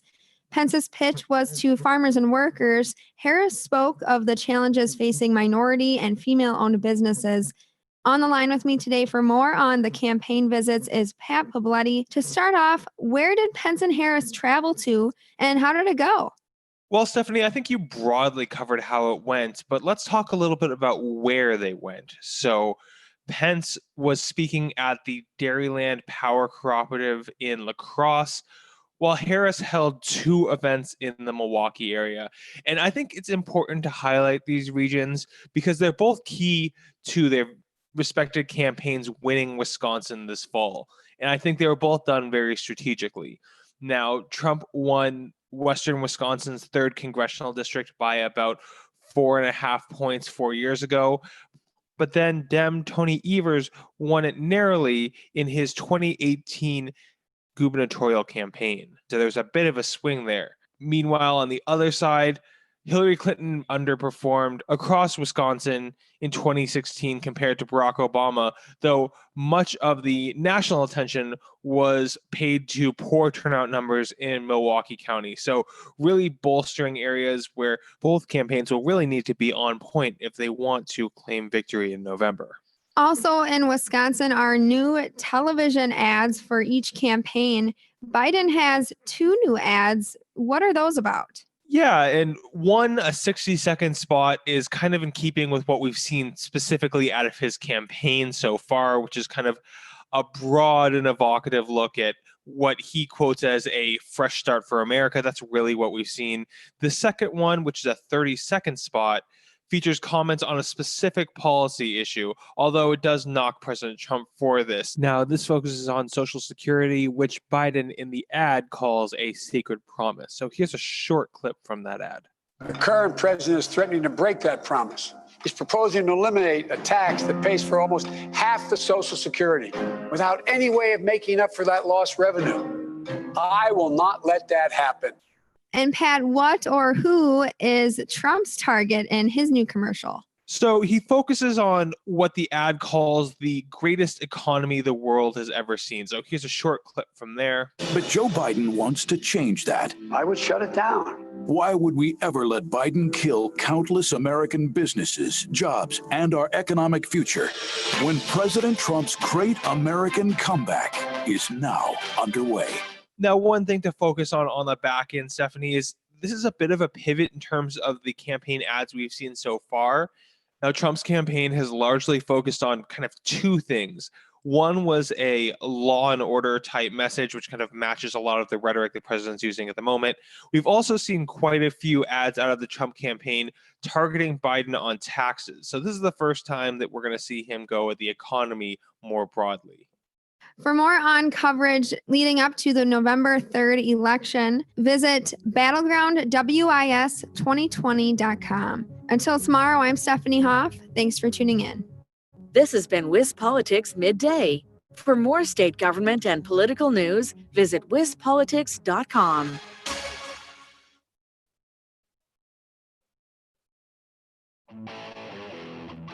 Stay informed with progressive news and talk on WTTN 1580 AM, Wisconsin's home for Devil Radio.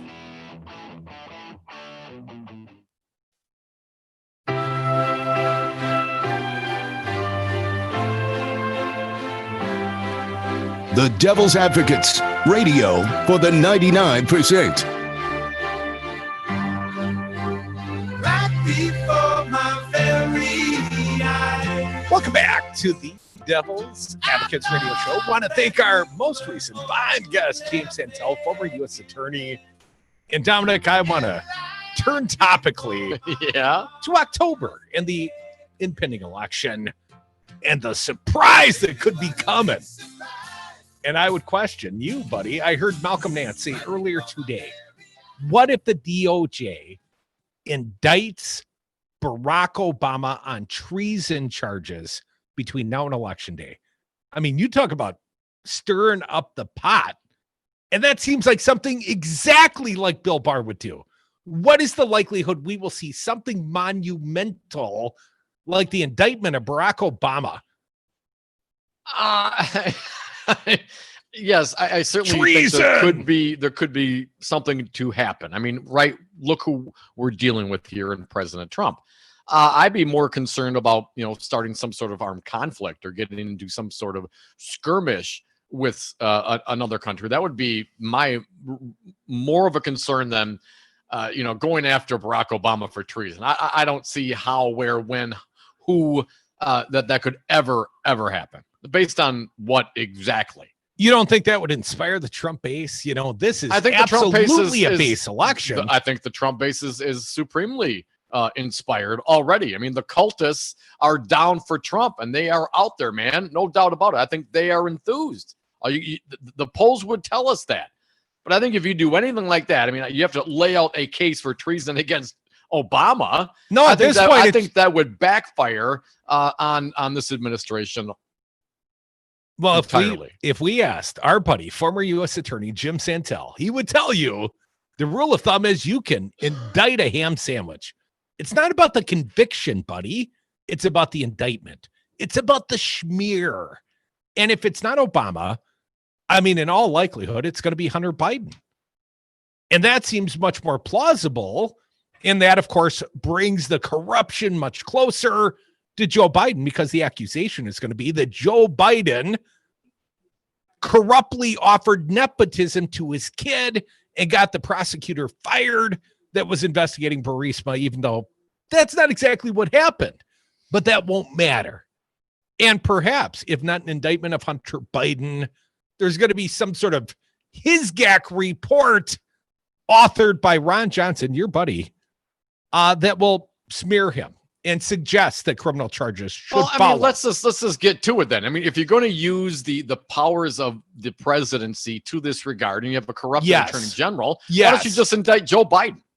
I mean, why Barack Obama? Why beat around the bush? I mean, if this is really what's going to happen, then why wouldn't you just indict Joe Biden for whatever reason, right? You can indict a ham sandwich, right?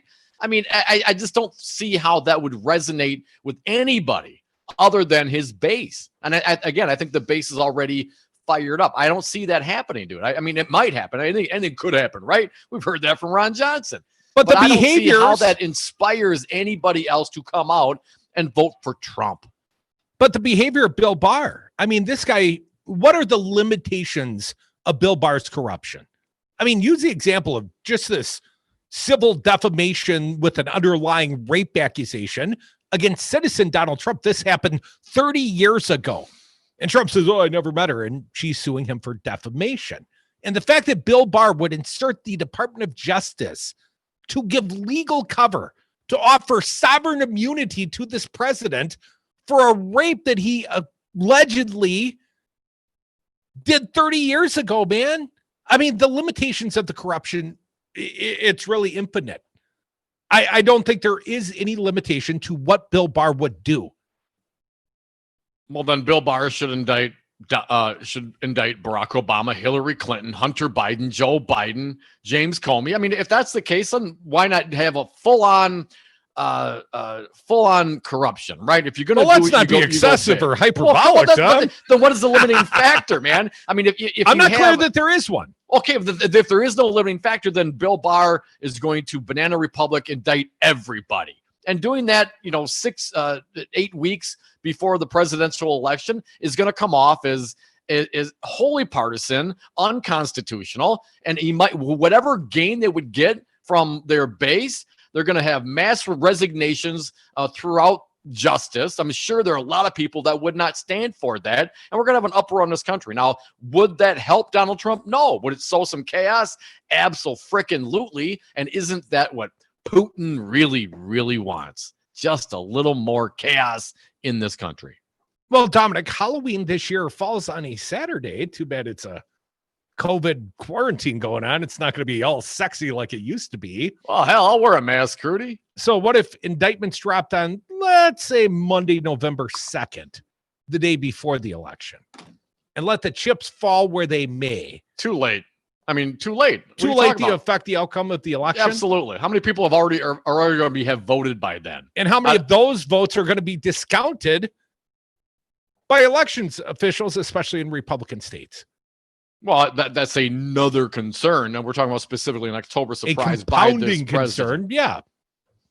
You don't think that's plausible? You don't think that that's what Bill Barr has in mind? You don't think there will be some near to Joe Biden indictment, whether or not it's the candidate? That seems a stretch too far.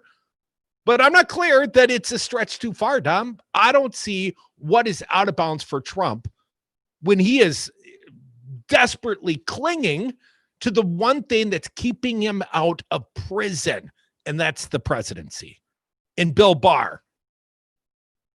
844-967-2789. What do you think? October surprise? Hell, arrest everybody from the last administration. Right, Crudy? Let's get to it. Gene from Eau Claire, you are up. Happy hump day, Gene. What do you got for us today? Hey, Gene. Happy hump day to you guys, too.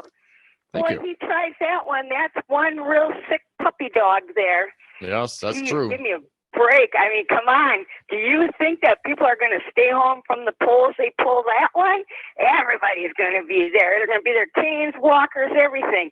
They know better that Obama didn't pull that stuff. Hey, we didn't have this kind of outrage and behaviors and police shooting people in front of a camera and killing people in front of a camera, people running around with guns, shooting at people. We didn't have fires, everything like that. We didn't have this kind of crap going on during the Obama administration. I hope people remember that. And Joe Biden, everybody knows Joe Biden. He's been there forever. He hasn't lied, cheated, and pulled all the crap Trump has did. Really?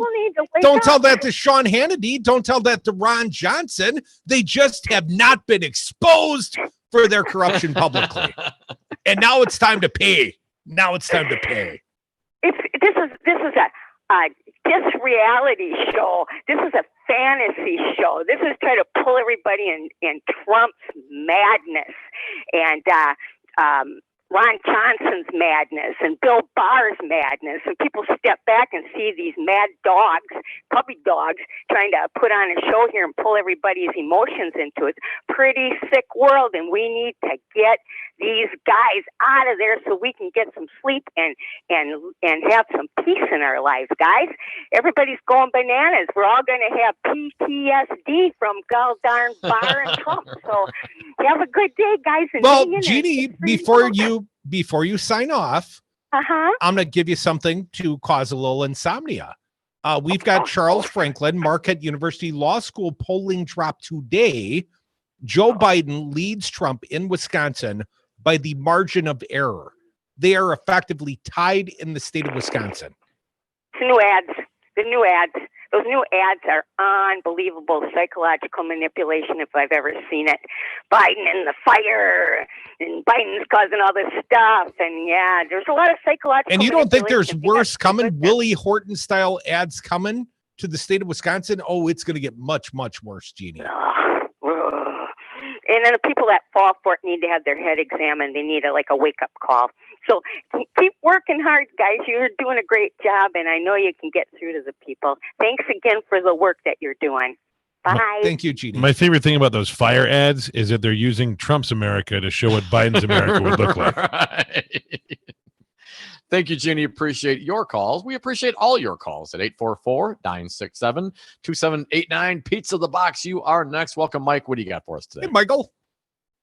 Well, it's clear. It's pretty obvious that Trump and the Republican Party are okay with COVID because, they knew about it in February. And then when they found out that it was killing poor people and old people and people of color more than anything. Especially in Democratic right? metros run by Democratic governors and mayors. Yes, and then reduce the polling places from hundreds down to 1 or 2 to try and kill as many as you can. And then he shows up in Tulsa. It just shows you. I mean, come on. He's holding a rally there where he knows this stuff is airborne, but it probably won't kill as many of his people, so why not, right? Man, sick. This whole country is sick, man. I'm disgusted by all of it. It's never been great, and you'll never see me bow to the flag or anything else. This is just disgusting.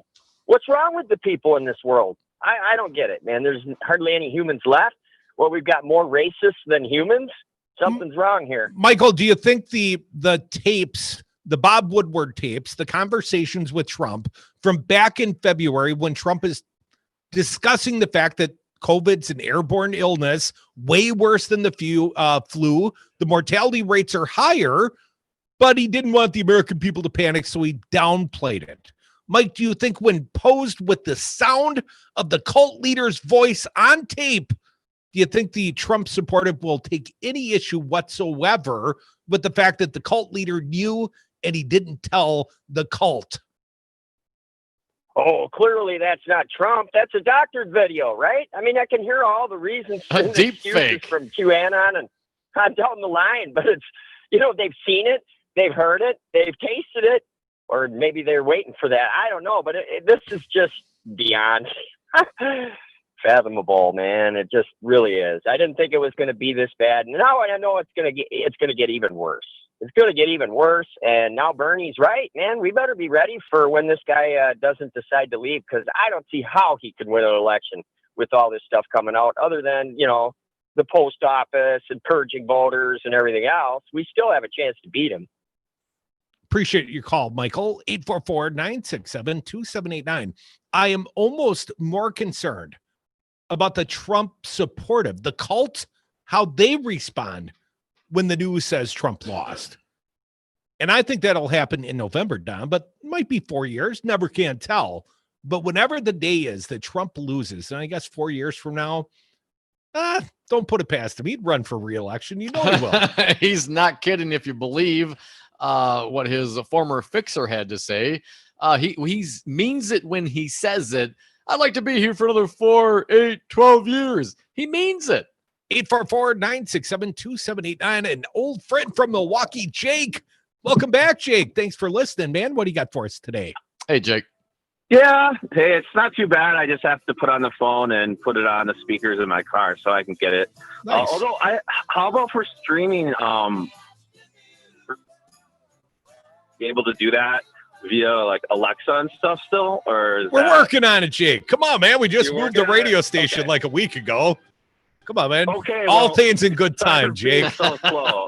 Okay, fine. So end up getting some like really like light gas station. It's scary. Anyways, what happened? I mean, I haven't paying attention this past week. Did Trump like say he's gonna kill someone now or whatever? Well, he just allowed about 185,000 Americans to die, even though he knew how deadly coronavirus was, even though he knew it was airborne and he knew it in early February. Hell, he was jarred into consciousness by an intelligence report January 28th. Other than allowing 185,000 Americans to die, just another week at the office.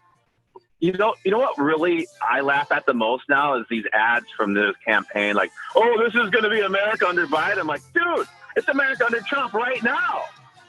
You make an excellent point, Jake. Come back with us. More Devil's Advocates, more of your phone calls. 844-967-2789. Listening to Devil Radio.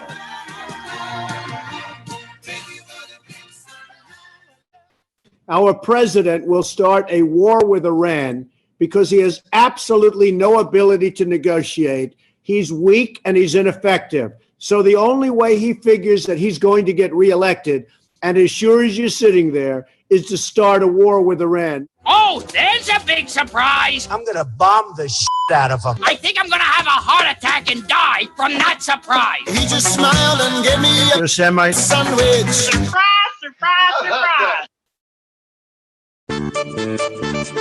Max Inc. Radio, this is Rocker. Hey, Jimmy. Operation Double Dip Distraction is a go. Vladdy just needs the bread right away. Did Agent Orange give you the check in Oshkosh? He said it was in the mail. Oh, no. Did the president really tell Jimmy the check was in the mail? Tune in Saturday and Sunday, 6 to 9 for local music, interviews, and more. It's Max Inc. Radio with Jimmy K and Rocker. Do you think the Q guys work on credit?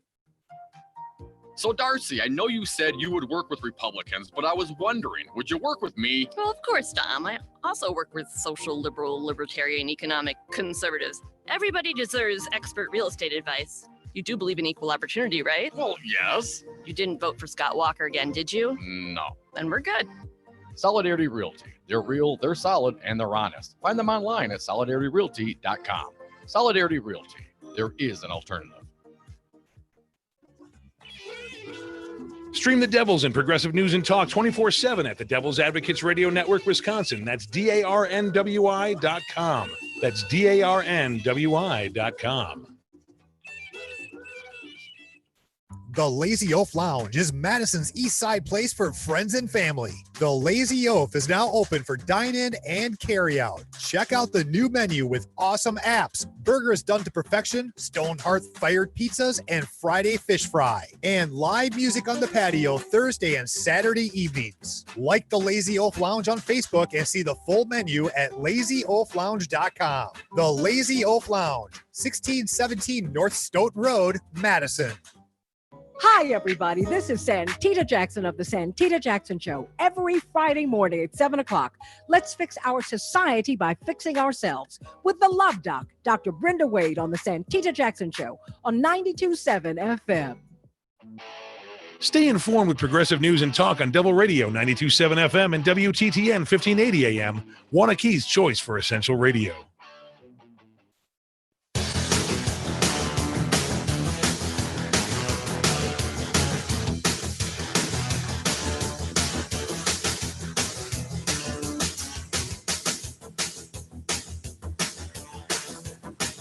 The Devil's Advocates, making radio great again. And we are back. Thank you for listening to the Devil's Advocates radio show. Phone lines are open. Join us at 844-967-2789. Dominic will be joined by a fine guest at the top of the 4 o'clock happy hour. Charles Franklin, pollster extraordinaire, Marquette University Law School polling. Dom, you know I get damn near giddy with the Marquette University Law School polling drop. So I look forward to that and going inside the numbers with Charles Franklin at 4:05. But you posted an article at the AP, Dom, and I wanted to share this with the audience. Our news now provided by AP News, AP exclusive. Pence to attend event hosted by QAnon backers, because of course he is, Dom. Yeah. And this, according to the Associated Press. Vice President Mike Pence and top officials from President Donald Trump's campaign are slated to attend a Montana fundraiser next week, hosted by a couple who have expressed support for QAnon conspiracy theory, according to an event invitation obtained by the Associated Press and a review of social media postings. The host of the fundraisers, Karen and Michael Borland, have shared QAnon memes and retweeted posts from QAnon accounts. Their social media activity shows the baseless conspiracy theory, you take that back, posits that Trump is fighting entrenched enemies in the government and also involves Satanism and child sex trafficking. Dom, is there cannibalism in there too somewhere? Should we be careful, with the new branding around here, Devil Radio? QAnon might think we're somehow involved with Pizzagate, but let me read a little bit more. Beyond Pence, the September 14th fundraiser in Bozeman, Montana, Big Sky Country, Big QAnon Country, Dom, is expected to draw influential figures in the president's orbit, including the quite angry, or at least quite loud, Kimberly Guilfoyle, a top Trump fundraising official who's dating Don Jr., GOP chairwoman Ronna McDaniel, Republican National Committee Finance Chairman Todd Ricketts, the Cubs guy, right? Right, Fancy Brian? I'm a fan of Laura Ricketts. She's really awesome. And Todd Ricketts, who is the Cubs owner, right? He's part owner of the Cubs. Yeah, he's not the acting owner as Tom Ricketts. He hands out balls to kids in the outfield. When you think of QAnon, think of the Cubs. And also RNC co-chairman Tommy Hicks Jr., the event invitation shows. While many Republicans have dismissed QAnon, the fundraiser is another sign of how the conspiracy theory is gaining a foothold in the party. Trump has hailed Georgia congressional candidate Marjorie Taylor Greene, another QAnon supporter, as a future Republican star. The president has refused to condemn QAnon, recently telling reporters the conspiracy theory is gaining in popularity and that his supporters like me very much. Representatives for Pence declined to comment on the fundraiser, though the vice president has previously called QAnon a conspiracy theory. Doesn't mean he won't go raise money for the group, though, Dom. Money's money. Get that green. I don't know anything about QAnon, and I dismiss it out of hand, he told CBS last month. Of course, he is going to the fundraiser. Representatives for Trump's campaign didn't immediately comment on the fundraiser. Carolyn and Michael Borland did not return a call seeking comment on the event. And Dominic, if you're unaware, QAnon is a wide-ranging conspiracy fiction spread largely through the interwebs, centered on the baseless belief that Trump is waging a secret campaign against enemies in the deep state, and that child sex trafficking ring run by satanic pedophiles and cannibals. It is based on, there we go. Yeah, don't forget Jeffrey Dahmer. It is based on cryptic postings by the anonymous Q, purportedly a government insider. The story has grown to include other long-standing conspiracy theories gaining traction among some extreme Trump supporters. Are there any other kind? The movement is often likened to a right-wing cult. Some followers have run for office primarily in the Republican Party, though some have been independent or run as third-party candidates. Trump has refused to say QAnon is false, and the Borlands have shared multiple QAnon social media posts, as well as other discredited conspiracies. Michael Borland prominently features several QAnon Q logos on his Facebook page, one featuring a flaming Q with a Christian cross in the middle. He is also He has also shared the QAnon oath as well as its slogan, which states, "Where we go one, we go all." From his Twitter account, which also features the Q logo, he has also shared a post that labeled the Black Lives Matter movement terrorist and made his own threat to shoot protesters, according to a June 25th post.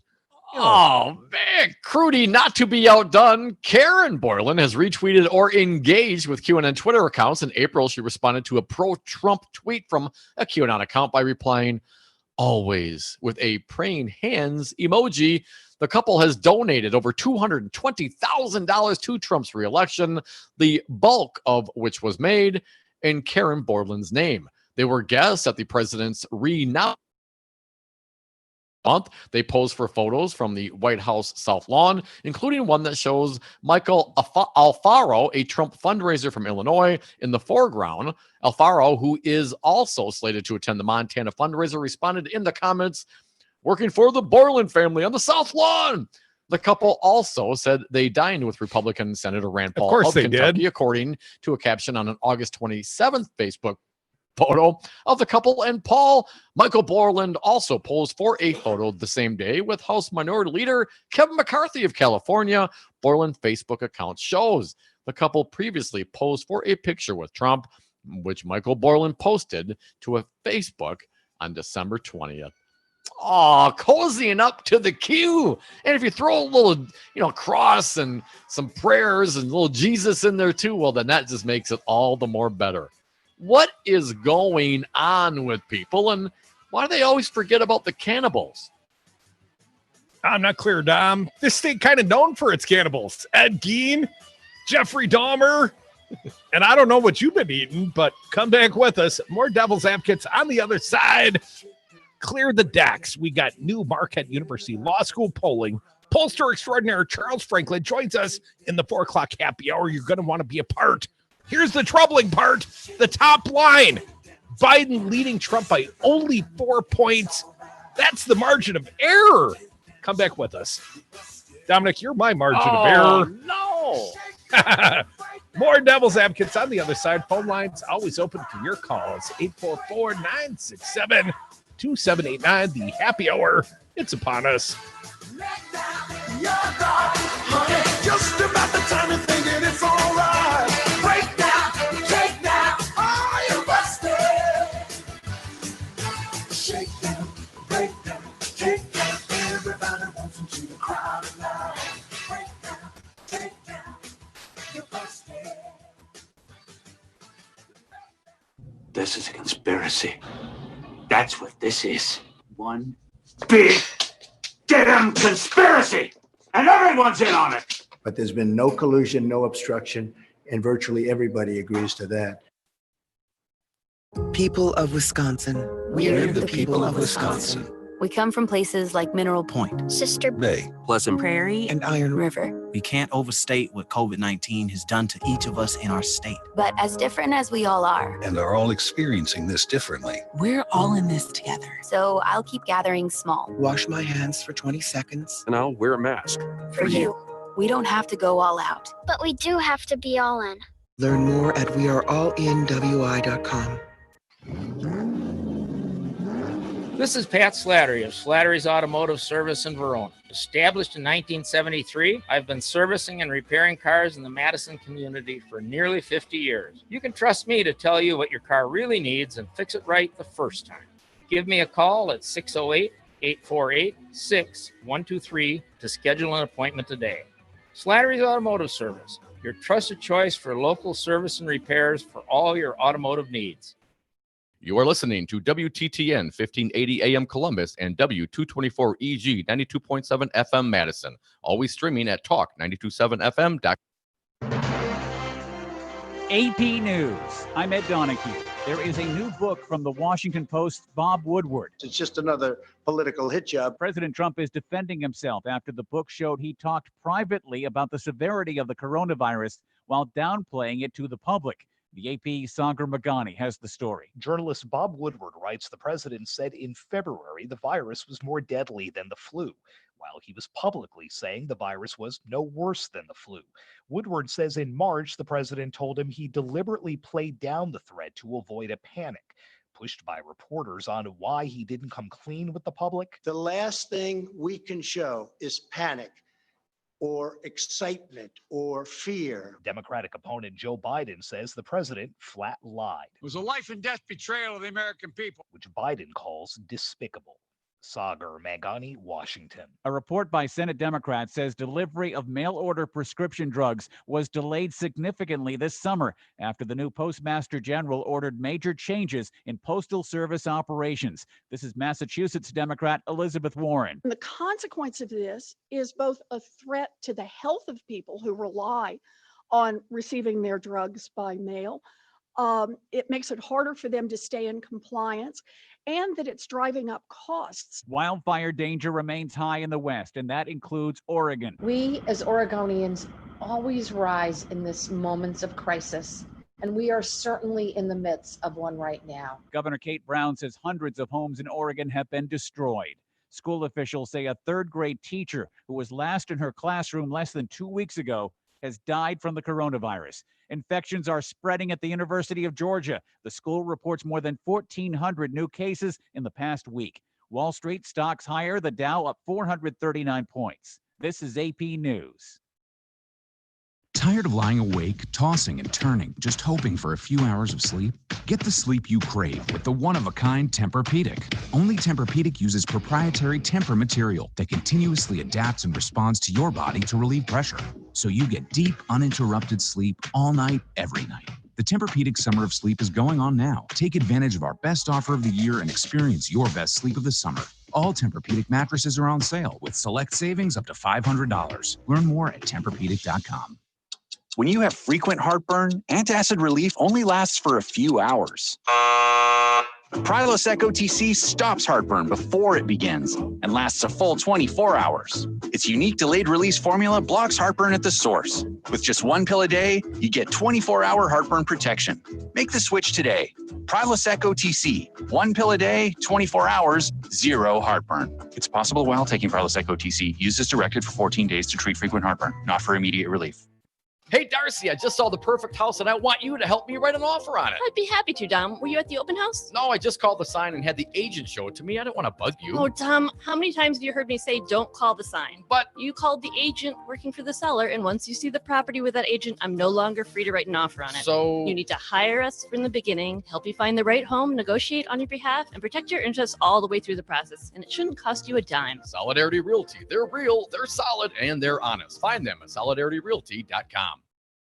When you're having computer problems, you need a company you trust to get things working again, quickly and affordably. Madison Computer Works has been doing that for business and residential customers for decades. Our computer care plans take away the hassle of being without your computer or needing to bring it in for repair. Starting at only $10 a month, our local and friendly techs provide remote help and can fix most problems in just minutes. Call 608-231-8000 and sign up today. Madison Computer Works, computers that work for you. Stream the Devils and Progressive News and Talk 24/7 at the Devil's Advocates Radio Network, Wisconsin. That's DARNWI.com. That's DARNWI.com. Madison, tune in every weekday from 11 to 2 on Talk 92.7 FM for the Tom Hartman program. Join the show's conversation because our democracy is not a spectator sport. Listen live Monday through Friday right here on Talk 92.7 FM, Wisconsin's political talk network. The Devil's Advocates. James Santelle, he's a former U.S. attorney. He's our guest live on Brady. Once again, a pleasure to be with you, gentlemen, to talk about the latest news breaking as we speak. The FBI raided Michael Cohen, Trump's personal attorney, but once they got there, then they went back and got a more thorough warrant and said, we'll take everything. My first reaction is you need to teach criminal constitutional law. You've got it just right in terms of the process. They are kind of a big deal. This is a really big deal.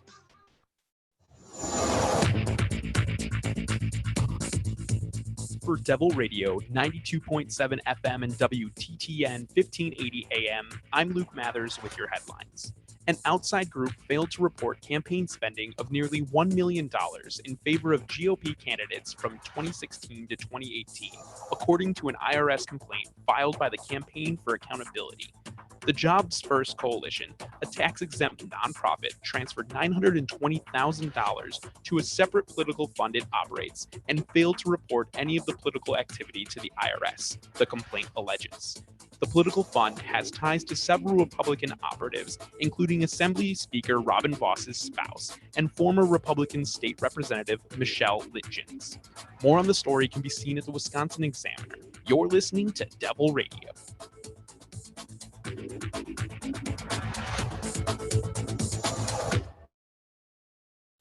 Warning, you are about to listen to the greatest radio show ever.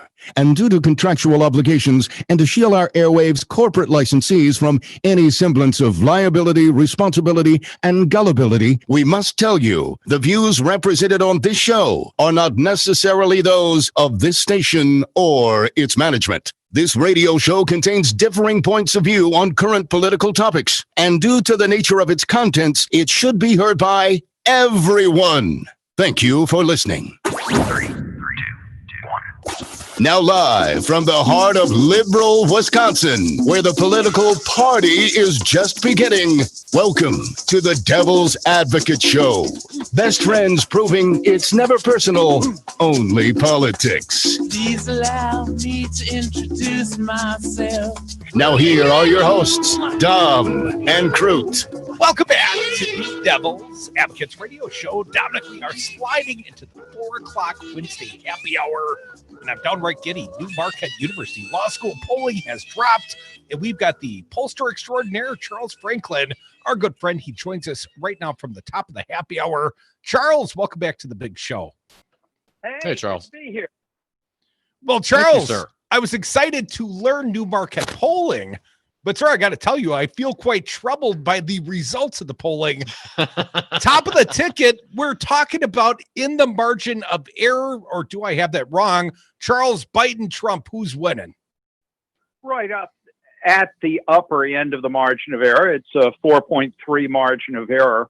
We have Biden ahead by 47 to 43. But if you look at the polling since May, we've had a 4-point Biden lead, a 6-point lead, a 5-point lead, and a 4-point lead. So average those together and you've got about a 5-point lead, maybe 4 point something. That's definitely lower than the 8 or 6 or 9 points we've seen from other pollsters recently in the state.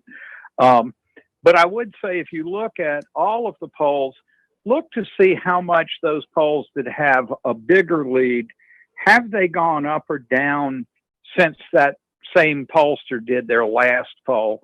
My impression is none of us have seen a lot of movement over the course of the last month or two. Charles, if memory serves, it seems like 4 years ago, it was very troubling polling on the Marquette polls as well, at least for the Dem supportive. Hillary Clinton, about this time in history, 4 years ago, leading by how many? 3 points at this stage last time. We had her up by 6 just before the election. The thing that's striking about Clinton is how stable her support was. We had her at about 46% in virtually every poll in the fall. And Trump below that, Trump around 40 or so. In the end, Clinton got 46 point something percent. Trump got 47 point something percent. And therein was the 0.8% margin that Trump won the state by. This year, it looks like both Trump and Biden have been pretty stable. You look again at those last few polls, Trump has been at 45, 44, 44, 43. Biden's been at 49, 50, 49, 47 this time.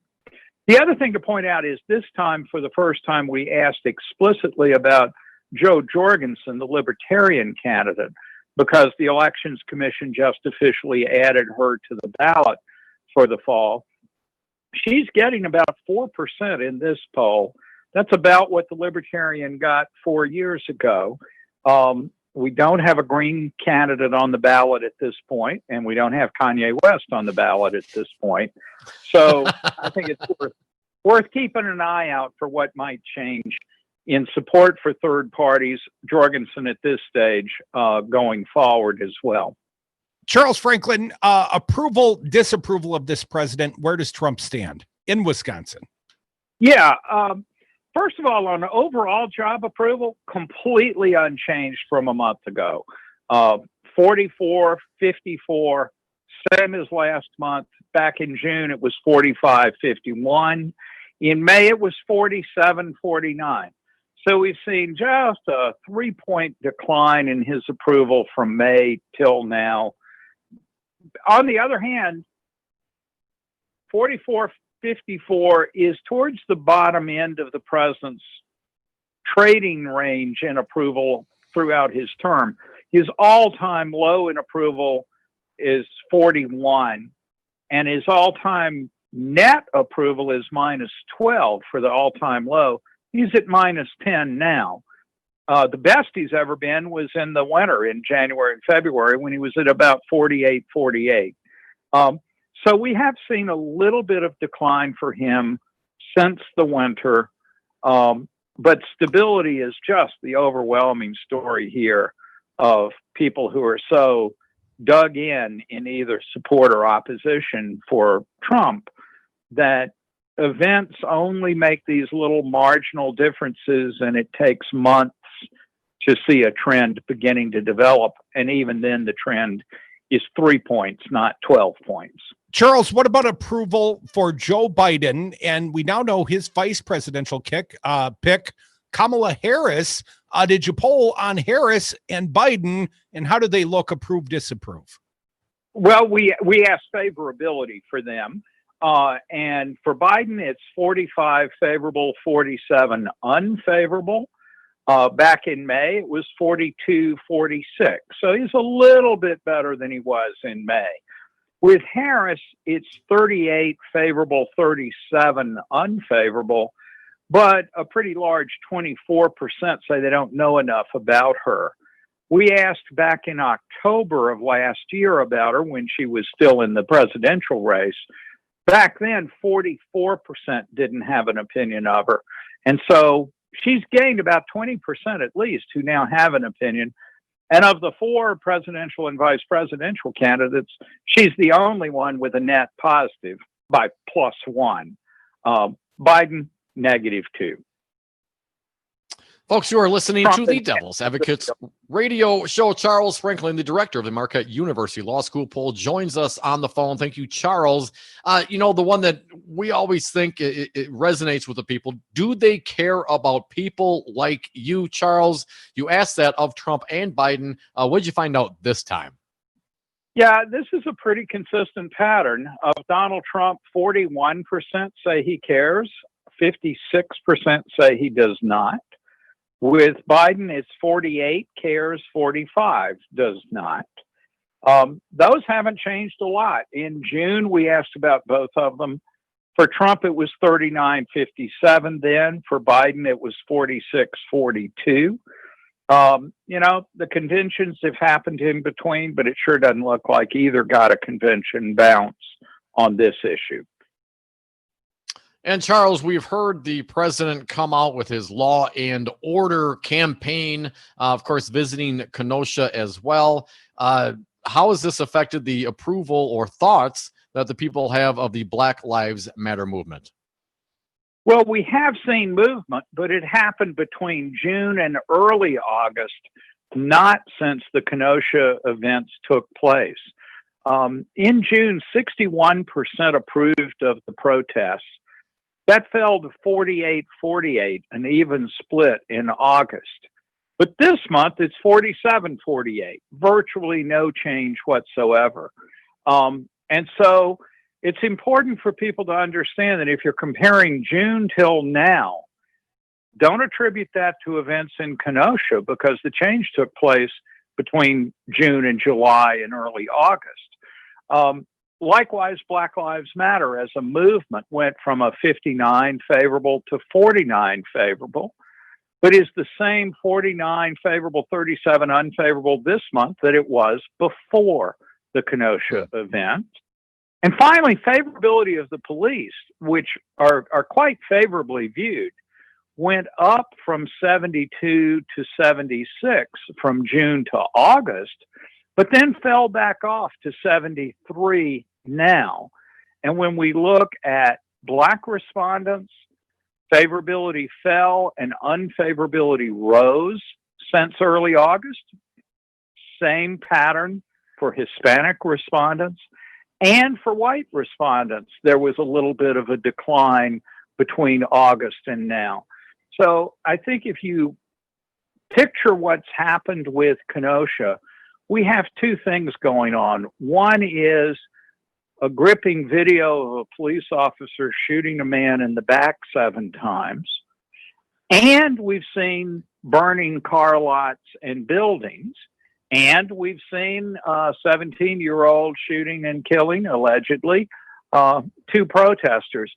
And so what's happening is people are seeing what they want to see out of this. For the president's supporters, they see the burning buildings. For people concerned about the way police treat Black citizens, we see the video. The one thing that Trump's visit to Kenosha did was boost his approval of handling the protests among Republicans. 65% approved of how he's handled the protests in the 2 days before he visited. That went up to 87% after, but only among Republicans. It didn't budge among independents and Democrats. And so this is a perfect example of preaching to the choir. His base did respond to his visit and is responding to his law and order message, but it's only happening in the folks that are already committed to voting for him. And as a result, He boosted his support with Republicans, but it didn't change the vote barely at all. Charles Franklin, we got about 90 seconds left. What about my buddy Tony Evers? Approve, disapprove? And does the pandemic and his reaction to it factor in as far as you can tell through your polling, sir? Yeah, this was a tough month for him. He was at 57-37 approval in early August, has fallen to 51-43 now. That's the same level that he was in January and February before the epidemic. In his handling of the epidemic, he was at 61 approval last month, 57 now. So still a pretty sizable approval on the epidemic, but a 4-point dip there, but a 6-point dip in overall job approval. Well, I hear the man's being recalled, but that, of course, a little too early to poll. Charles Franklin, our buddy, pollster extraordinaire from the Marquette University Law School poll. Charles, we always appreciate your company when new polling drops. Thank you, sir. Thanks for having me. Appreciate it. Thank you, Charles. Come back with us. React if you choose. 844-967-2789. The happy hour. It continues. To go out with Johnny. Now's the time to tell him about your 1 month limit. He won't mind. He'll appreciate your fresh look on dating. And once you've dated someone else, you can date him again. I'm sure he'll like it. Everyone will appreciate it. You're so novel. What a good idea. You can keep your time to yourself. You don't need date insurance. You can go out with whoever you want. Max Inc. Radio, this is Rocker. Hey, Jimmy. Operation Double Dip Distraction is a go. Vladdy just needs the bread right away. Did Agent Orange give you the check in Oshkosh? He said it was in the mail. Oh, no! Did the president really tell Jimmy the check was in the mail? Tune in Saturday and Sunday, 6 to 9 for local music, interviews, and more. It's Max Inc. Radio with Jimmy K and Rocker. He said it was express mail. It's Oktoberfest at Full Mile Beer Company and Kitchen. Saturday, September 19th, 10 a.m. to 6 p.m. Drive through or walk up to get your 32-ounce growlers of Full Mile beer and classic German fare. Order at our tent behind Full Mile and we'll deliver to you without having to leave your car. And help Full Mile Beer Company raise money for the Boys and Girls Club of Dane County. It's a drive-through or walk-up Oktoberfest. Saturday, September 19th at the Full Mile Beer Company and Kitchen. Downtown Sun Prairie and online at fullmilebeercompany.com. Wiz Cannabis Radio is brought to you by Herbal Aspect, Madison's #1 CBD brand. Next week, we'll talk with State Rep Sheila Stubbs and Eric Echeverria, a commander in the Elgin Police Department. Herbal Aspect is a local Black-owned small business. For more information, go to herbalaspect.com. You got me! The galaxy is safe once again. Sometimes kids play with pretend guns. It's up to us to make sure they don't play with real ones. Keep yours stored locked and unloaded. Learn more at endfamilyfire.org. Brought to you by End Family Fire, Brady, and the Ad Council. Senator Ron Johnson talking about staying out of bars. How does that pair with your thought that schools should reopen in the fall? You got a room full of school students or a room full of bar patrons. What's the difference? Because schools, students, it's rare, very rare to have them have a very serious medical effect from COVID. The Devil's Advocates are live weekdays 3 to 6 p.m. You shouldn't have older school teachers or school teachers with some of the comorbidities. Taking on Righty Whitey Talk Radio on both sides of the dial from McFarland to Wanakee. Devil Radio 92.7 FM and WTTN 1580 AM.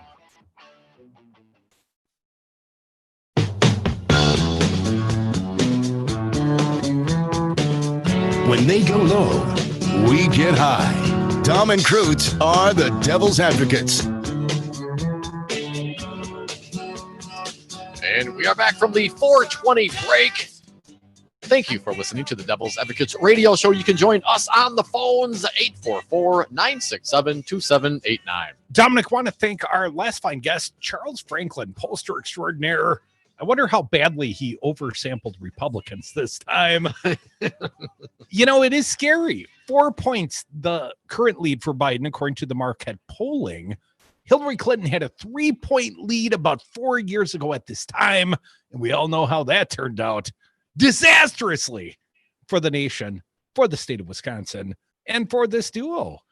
844-967-2789. Let's get to the phones. Andy from Beaver Dam, welcome. What do you got for us? Hey, Andy. Well, Trudy, how are things going in Madison?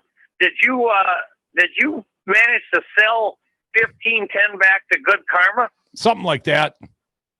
Yeah, to get the monkey off your back and whatever. And Well, no, he's still in the White House, Andy, but we're trying. We're trying. We're trying our damnedest, Andy. well, I'm having a hell of a time with 1580. I know it's just I'm getting a lot of hits, and I've got my antenna up to the ceiling. And Buddy, I just got that one. You got to let me tune it up. Give me time. All things in time, Andy. I have all the respect for you, man. I'm not jacking your chain, but I'm wanting to stay in touch with you guys because otherwise I'm going to go into manic depression. Well, don't do that. Andy, any political thoughts for the day? Well, I think the rubber's hitting the road, man, and it's in spite of William Barr wanting to help out the Trumpster with the rape allegation and all that.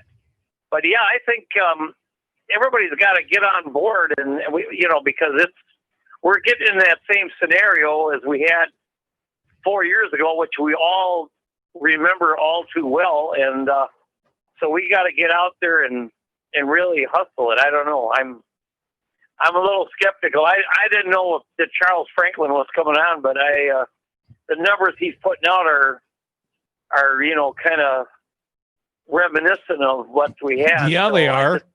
Andy, what are you doing? I mean, voting is one thing, and I hope that you vote either absentee, in-person absentee, or in person. And certainly we appreciate you listening to the Devil's Advocates. But Andy, what are you doing to end the presidency of Donald Trump to help Joe Biden get elected? Well, I'm trying to get my grandchildren to come around 2 votes, and I'm telling people that, if you vote for anybody else, I mean, in other words, if you're just not going to, all the hassle that we had back in July, and people are saying, well, I supported Bernie and whatever, I'm just going to, not vote for president or vote for some other party. You're just making another vote for Trump. And so, I mean, you just gotta, there's just no way. You just gotta vote. I mean, even if you're not in love with Biden or Harris or whatever, I mean, you gotta vote it, man. I mean, otherwise we're going to be in for 4 more years. Oh God, perish the thought. Perish the thought indeed. Andy, here's a thought. Threaten the grandkids. Threaten to write them out of the will if they don't vote properly. Go pull the lever for Joe Biden. This reign of Trump has to end. Andy, educate the grandkids. Bring them along. Show them the importance of this particular election. Do a side-by-side contrast between the candidates. Play them the Woodward and tapes. Lead them to water. Play the Woodward tapes, right? Get the Cohen book, get the Woodward book. There's lots of information out there. And I don't know if it's, calling the dead soldiers losers and suckers, if that doesn't do it, if it's not the audio evidence of the president expressing his concern about the coronavirus back in the January and February privately and then publicly downplaying it. If that doesn't do it, I mean, some folks will not be swayed, Andy, but work your magic within your spheres of influence. Start there. Bring 2 of your friends and get 2 of their friends and 3 of their friends, and next thing you know, you got an Amway going on. And Andy, if that does not scare them straight, threaten them in this way. Tell them RBG will be replaced on the courts forever by Ted Cruz. That'll scare their asses straight. 844-967-2789. Dick from Madison, you're next. Welcome. Hello, Dick. Wow, what a day, guys. Can we indict somebody from our side?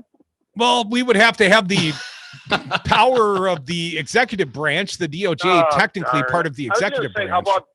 How about Bush and Cheney? But besides that, how about Trump? Well, Dick, how about Vance just come out and some of these state district attorneys that are not under the influence of Barr and Justice Maine, throw out an indictment of Trump. Let's just get it going. If we're going to do it, indictments for everybody. Yeah.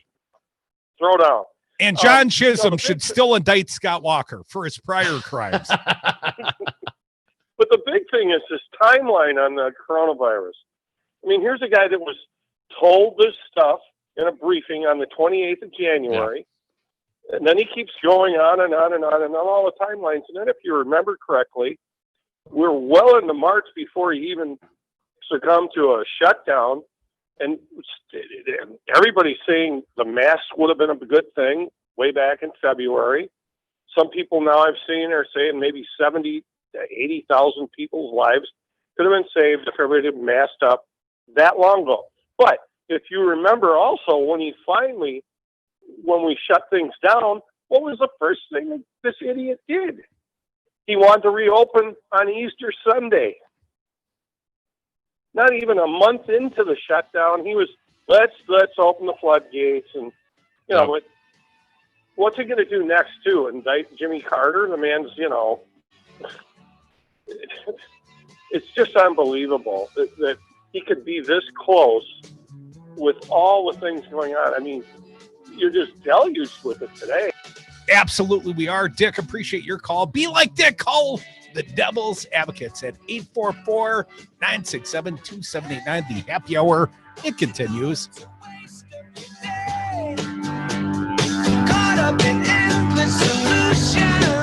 Say, man, you got a joint? Hey, listen, guys. Look, I don't want to mess with no reefer addicts, okay? It'd be a lot cooler if you did. From Wanakee to McFarland, 92.7 FM is essential radio to get you through the pandemic. Wash your hands, avoid sick people, and touching your face. There are everyday actions to help prevent the spread of respiratory diseases.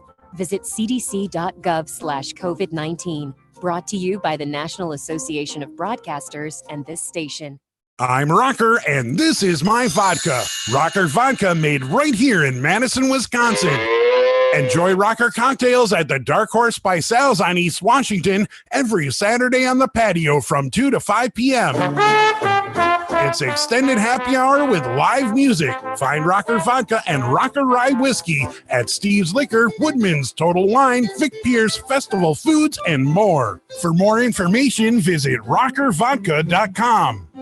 Social distancing slows the spread of coronavirus, so we should all stay home to lower the risk for everyone. More info at coronavirus.gov. Let's all do our part, because we're all #alone together. Brought to you by the Ad Council. Coronavirus update. I'm Tim McGuire with an AP News Minute. In a book based on 18 taped interviews with President Trump from last December through July, journalist Bob Woodward writes that Trump seemed to understand the severity of the coronavirus threat, even as he told the nation the virus was no worse than the seasonal flu and insisted the government had it totally under control.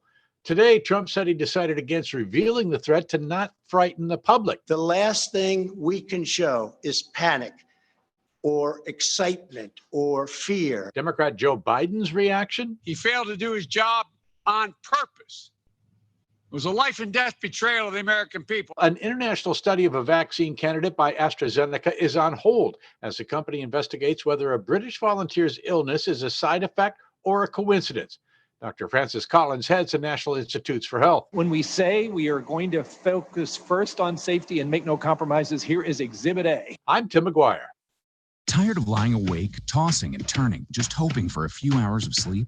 Get the sleep you crave with the one-of-a-kind Tempur-Pedic. Only Tempur-Pedic uses proprietary Tempur material that continuously adapts and responds to your body to relieve pressure, so you get deep, uninterrupted sleep all night, every night. The Tempur-Pedic Summer of Sleep is going on now. Take advantage of our best offer of the year and experience your best sleep of the summer. All Tempur-Pedic mattresses are on sale with select savings up to $500. Learn more at TempurPedic.com.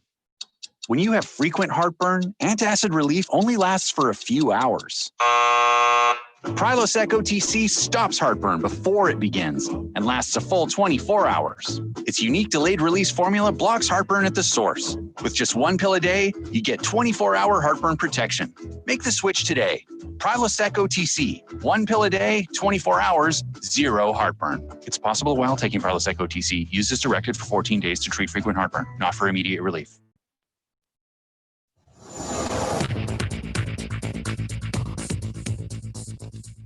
For Devil Radio, 92.7 FM and WTTN 1580 AM, I'm Luke Mathers with your headlines. just one day after the University of Wisconsin-Madison announced its latest restrictions for in-person instruction on campus, top Republican legislators in Wisconsin and other Midwestern states sent a letter to the Big Ten commissioner asking to reconsider the cancellation of the 2020 football season.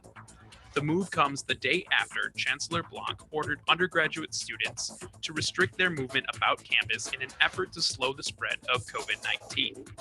Forecast today is light showers across the area with a high of 53 degrees, a low of 48 degrees.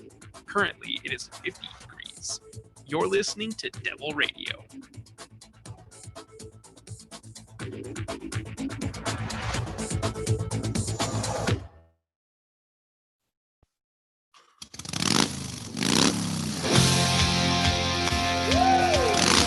The Devil's Advocates, radio for nasty women everywhere.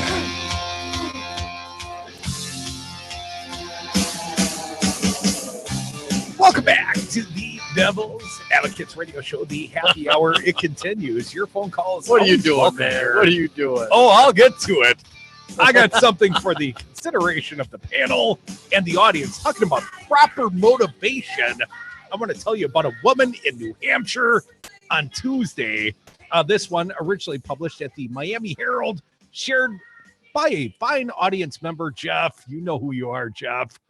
When a woman entered a New Hampshire gym serving as a polling place Tuesday afternoon wearing a McCain Hero Trump Zero t-shirt, Paul Scafidi, no relation probably, knew he had to step in. Election laws prohibit campaigning in polling places, which includes shirts promoting or denigrating a candidate on the ballot. The New Hampshire union leader reported. Scafidi, a town moderator in Exeter, told the woman she couldn't vote while wearing the t-shirt, Seacoast Online reported. The woman asked if Scafidi wanted her to take off her shirt. Boom, the shirt's off, and she's standing there saying, "How's this?" Scafidi said. The New Hampshire union leader reported. The woman proceeded to cast her ballot while topless, then put the shirt back on and left, Seacoast Online reported. Scafidi said few other voters were present, and there were no children. I think we all kind of needed it, said voter Andrea Shine, the New Hampshire union leader reported. With everything going on in the world, it's like, who cares? Scafidi said he didn't want to exacerbate an awkward situation by intervening further or involving police. If she felt it was her right, more power to her, he said. The Seacoast Online reported. New Hampshire voters cast ballots Tuesday in the state's primary election. Vote naked if necessary. Just go vote. I guess I'm unclear. Topless. Now, was there still an undergarment, perhaps like a bra, or was she braless? I mean, like topless, like she was topless. I can't believe that a sports bra would merit a headline at the Miami Herald. So I got to think she was sans bra. The fact that, men can take off their shirts anytime and it's a headline. Don't when a woman encourage does fancy it, Brian, please. Tells a lot. Hey, I'm just saying, man. Hey, real quick, Don. America needs to get over their issues with women's breasts. I'm just saying. Well, Dominic, a little equal coverage then for the men folk. In 2018, a man took off a pro-Trump t-shirt at a South Carolina polling place in order to cast his ballot, CNN reported. Election officials later said he was mistakenly asked not to wear the shirt since Trump was not on the ballot in that election. It's an understandable mistake, said Chris Whitmer. Poll managers are volunteers and they're working hard out there trying to do the right thing. Whitmer said, CNN reported. If you closely read the handbook on campaign material, that didn't violate the definition of material. So apparently you can wear a Trump t-shirt on off year elections, and if instructed to vote topless if you intend to vote, what's stopping you, right, Dom? See, the Trump supporter had an easier time of taking it off because it had no sleeves. They cut them off. Just don't wear your Trump underoos, all right? No one wants to see that. Your wife beaters. 844-967-2789. Let's keep going on the phones. Who's next? Larry from Madison. You are up, Larry. Welcome, sir. What do you got for us? Be a legend, Larry. Yes, the legend. With my job, I have kind of a unique perspective because I drive the Southwest Wisconsin and Southeast from farm to farm. So I look at the signs, the political signs, and virtually you see just almost every single farm has a Trump sign if they have a sign at all, and very seldom do you see a Biden sign. And the reason I'm bringing this up, I think we need to have some advertising geared towards farmers. I mean, if you think about Minnesota, you've got Iowa, you got Wisconsin, you got all these farm voters, and none of these ads are really targeting that group. And so they're heavily voting for Trump. I can tell you that right Larry, now. that makes no sense. I don't doubt the veracity of what you're telling us, but the fact that Wisconsin leads the nation in small farm bankruptcies, and Trump's tariffs led to a lot of these small farm bankruptcies. And even those that would claim to be some sort of conservatives should be outraged at the socialistic approach. I mean, Trump poured more dollars in than the auto bailout, and there's no repayment by the farmers. That was just to offset the loss incurred because of the tariff trade wars Trump started with China. Right, I agree with you 100%. In fact, I had a conversation today with a farmer, and he said to me, "I can't think of anything that Trump has done for the farms." However, he didn't have a sign in front of his farm. I think he's going to vote for Larry, Biden. But what's your sense, Larry? Are these family farms? Are they corporate farms? I mean, what is your sense of the property owners, if you have any, sir? They're family farms. And the other trend I see is I get into the small towns and I look at a place that's, I'd say the people that live there are poor. They'll generally have a Trump sign. So it may be an indication too of just lack of information on these people, that they just don't understand who they're voting for. That's why I think some ads geared towards this group would be beneficial. Larry, do you ever talk to the farmers about broadband? I mean, do they have access to high-speed internet or internet period? I know when I go into rural Wisconsin, there's plenty of times I can't even get my cell phone to work. Right. Yeah. They'll get U.S. Cellular. That'll work. But anyway, I haven't talked to them about the broadband, but I suspect a lot of them don't have it. But it just looks like to me they're voting this way. One farmer was on public radio today, and what he talked about was he liked Trump's trade policies, which really surprised me, because this is with the tariffs, this has caused low grain prices and low milk prices, things of this nature. So I couldn't understand that reasoning, but he was on public radio. I was listening to him today. Well, Larry, appreciate your contribution. Here's my thought. If you don't have high-speed internet, if you're not downloading the New York Times podcast every morning, and I suspect many in rural Wisconsin are not doing so, certainly if they don't have access to high-speed internet or broadband, but you know what they always have out there in the tractor and the pickup truck? Radios. Yeah, AM radio especially. 81 right-wing talk radio stations in the state of Wisconsin doesn't even account for the evangelical Christian stations that are effectively pumping out the same political pro-Trump message. And of course, the people are being misinformed because Trump has been misinforming them. And even NPR is now guilty of whataboutism and all sides do itism. No, all sides don't do it. Donald Trump lies to the American people. How do we know? It's all over the Woodward's tape. We have the evidence. We played it out in hour one. We'll do it again sometime in the future, I suspect. But Trump knowingly lied to the American people. 185,000 are dead. This NAFTA replacement plan didn't exactly go over gangbusters. And of course, the Trump tariffs and his attacks on Harley Davidson and a number of American companies, was that supposed to be good for business? I don't think it was. Well, and what retribution will there be on this coronavirus, on the fact that he knew and spoke to Woodward about it, that this is dangerous, highly contagious, none, airborne and deadly, very back in little, January and February? Very little, Dom. It may already be baked into the cake. I mean, look at the Republican approval ratings of Donald Trump.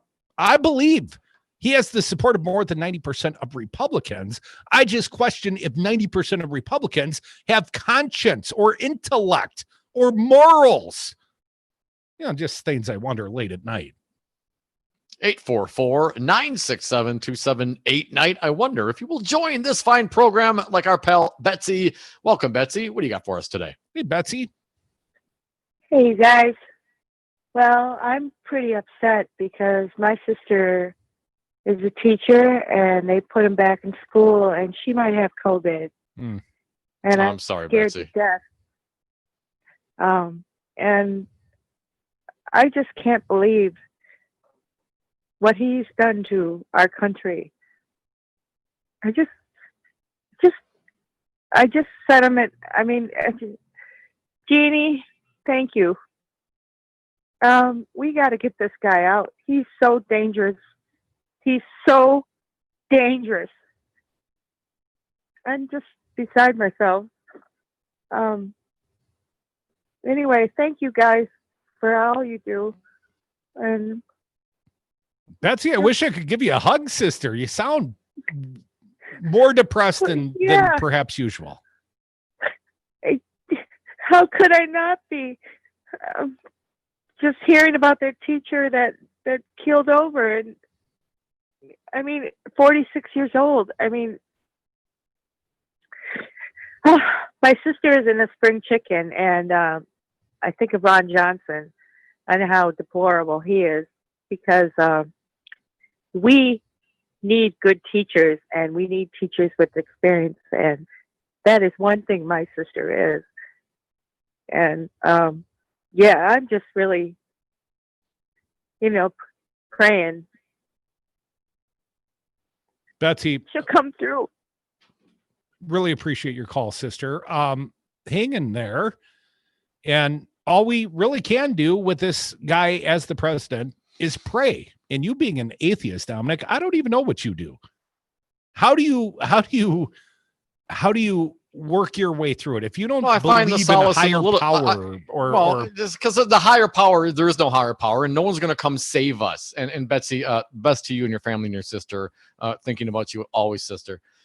There's no higher power to save us. There's no Merlin to come down or Gandalf to come down from the mountains on the third dawn of the third day, man.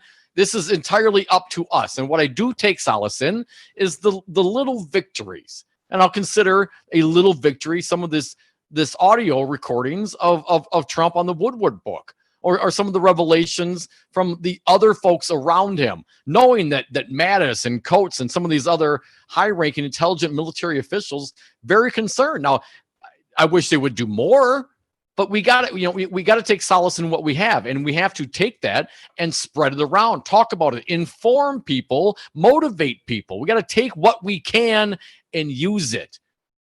There's no one going to come save us.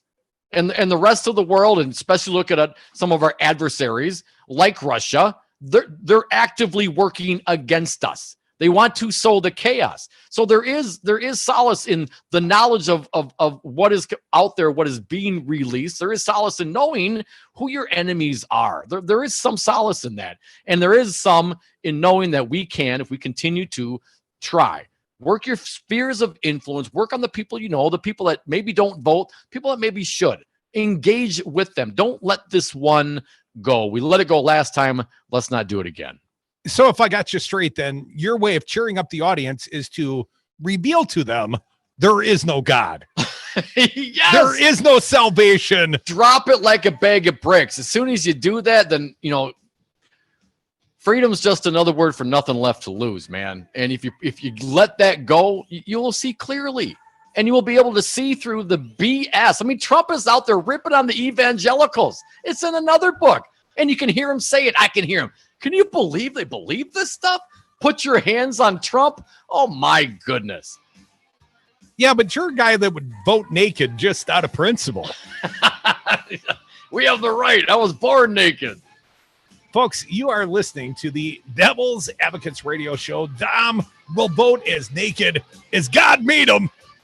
Come back with us. Phone lines open. One last segment for your phone calls at 844-967-2789. Then the Earl Ingram Show. Then Wiz Cannabis Radio with Alan Robinson. The live lineup. It's not done yet. We're not done yet. Come back with us.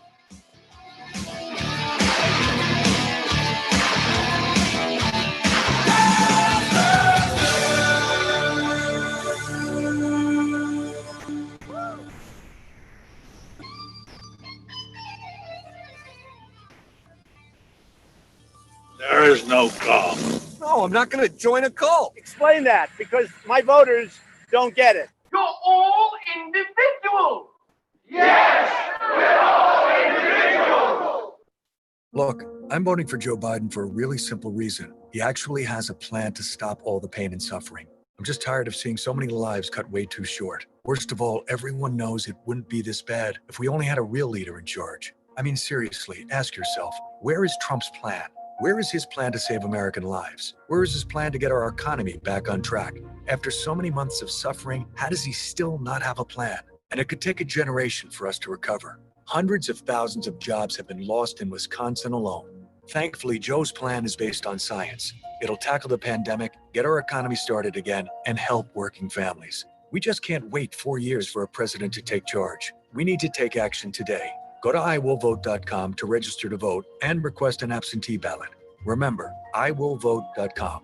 That's all it takes to vote from home safely and securely. It's quick, it's easy. You can do it right now. I'm Joe Biden, candidate for president, and I approve this message. Paid for by Biden for president. This is Tony with Quality CBD. We are located on Willie Street across from the co-op. At Quality CBD, we are vertically integrated. From soil to oil and seed to sale, we grow, extract, manufacture, and distribute quality CBD oil. We also have contact-free delivery options at qualitycbd.org. Quality CBD. Legal, local, legit. Hey folks, this is Patrick, one of the owners of Pegasus Games. For 40 years, Pegasus has been a home for the gaming community. And through these times, our community has remained strong and connected, both online and safely at home. While you've been away, we've been hard at work updating our game room and inventory, and we can't wait to invite you home. For now, stop by the store during our reduced hours from noon to 6. Walk-ins welcome, or curbside pickup available over the phone or online at pegasusgames.com. Pegasus Games, home to games you never outgrow. Talk radio made for the 99%. Only on 92.7 FM and WTTN 1580 AM, Wisconsin's home for Devil Radio.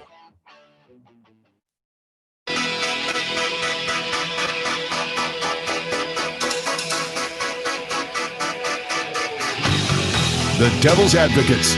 Sausage making never looks so good.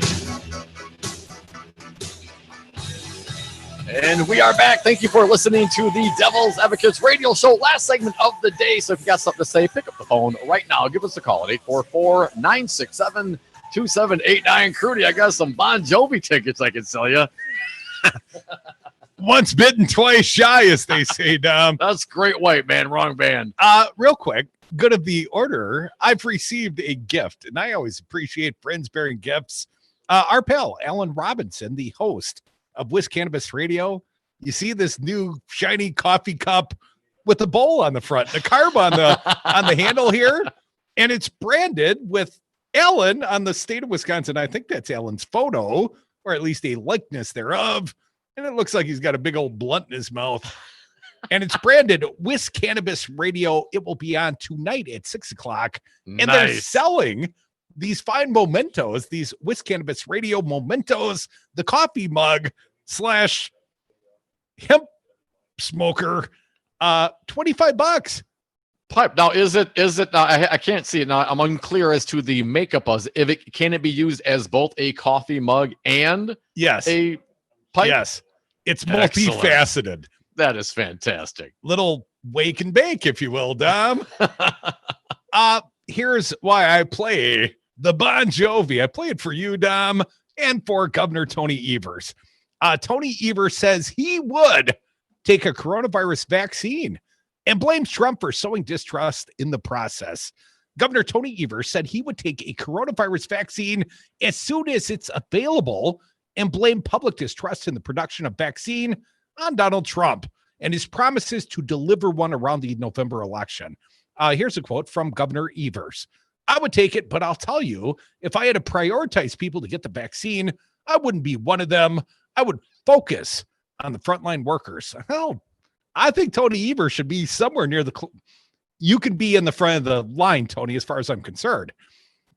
To have me be first, there are a whole bunch of other people who should have it first. Evers said Trump's campaign trail predictions that a vaccine could arrive before Election Day are making people distrust a process the governor said is legitimate. Here's what he said. Again, a quote. When you have a national leader who's vacillated up and down on whether there is such a thing as a pandemic, and there isn't, and it's a hoax, and it's not, and now we're making promises about Election Day, it politicizes it in a way that shows up now in the polls, Evers said. And Dominic, the Marquette University Law School poll, we discussed this with Charles Franklin earlier, released Wednesday, shows 35% of Wisconsin voters said they definitely will get a vaccine when it's released. That's 1/3 of Wisconsinites will take the vaccine. 29% said probably yes. And 33%, about a third, said probably or definitely would not take a vaccine. On Monday, Trump said a vaccine could be ready before the November election. We're going to have a vaccine very soon, maybe even before a very special date. You know what I'm talking about, he told the reporters at the White House. Evers said he has faith in scientists developing the vaccine and claimed Trump was reporting information he doesn't have. He doesn't know any more than I do, frankly, and I wouldn't make those statements, Evers said. Well, you're not running for re-election. And Tony doesn't have the habitual pathological lying thing, as far as I can tell. You know, I got to be honest, though, given Trump's claims and the way he is such a snake oil salesman, I'd be concerned anything Trump tells the American people to do. I mean, we have now today confirmed that Trump knew that the virus is dangerous. It was highly contagious. It was airborne. Then it was deadly. And he downplayed it to save us all from what? Panic? Of course, that's not the case. He downplayed it because this is an election year. And what is more important than 190,000 dead Americans to Donald Trump?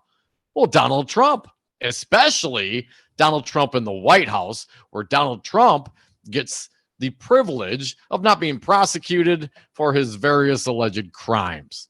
Now, so we got that going for us. Now, Dominic, in light of Tony Evers' statement, you might be a little troubled to know that Evers told reporters Wednesday the State Department of Health Services in July backed off a plan to post names of businesses, workplaces, and schools where coronavirus outbreaks have occurred because his administration believes it's information that's not public. Well, not if you don't make it public, Tony. The agency shall plans to post names of businesses and other places connected to at least 2 cases of coronavirus after business lobbying groups, CWMC, and Republican lawmakers push back against the idea. Evers said by not posting the information for the public, businesses are protected and DHS can better monitor outbreaks. He also said notifying the public of where outbreaks have occurred could pose privacy issues for workers and students. Come on, Tony. Information is bad for the public? Are you joining the Trump team here? Dominic, some counties in Wisconsin and other states have posted such information. Kirsten Johnson, health official of Washington Ozaukee Public Health Department, said earlier this year, officials there made the decision to post such information because people have a right to know where outbreaks are concentrated in order to protect themselves and their loved ones from exposure to the virus. If only Tony Evers believed that, Dom. At what point do you privacy? I can understand it because you don't want businesses and people to be ostracized. You're right. I mean, I get that, but you have to balance that off with the knowledge and duty to public health and the rest of society. I just don't get it. Then what is the breaking point, right? How many people have to be infected before you let loose with the secret information that this college or that campus or this nursing home or that gym or that coffee shop or that restaurant. At what point then? This is absolutely ridiculous. There should always be transparency and side on the error of more transparency, not less. Well, I can tell you they got a problem at UW-Madison. Rebecca Blank has ordered campus to basically quarantine, I believe, effective Friday at 5 o'clock. So no partying this weekend for the college kids. Not my town. Wait, quarantine or not go out and party? What? Those are separate things. Well, I don't mean to draw a distinction with like 8 seconds left in the show, but they're supposed to stay safer at home and not leave their abodes, something like that. I want to thank all our fine guests. They included Charles Franklin, Pollster extraordinaire, our pal James Santelle, former U.S. attorney, and many, many callers. And I want to thank the listeners and Fancy Brian, and hell, I'll even thank you for a change, Dom. Thanks for you're playing welcome, along. Michael. God loves you, Dom. Have a great night, everyone. Don't forget Earl Ingram's text and Wiz Cannabis Radio. And if you want one of these smoking coffee mugs, $25. Look it up, Wiz Cannabis Radio. Have a great night, everyone. It's also more deadly than your strenuous flus. This is 5% versus 1% and less than 1%.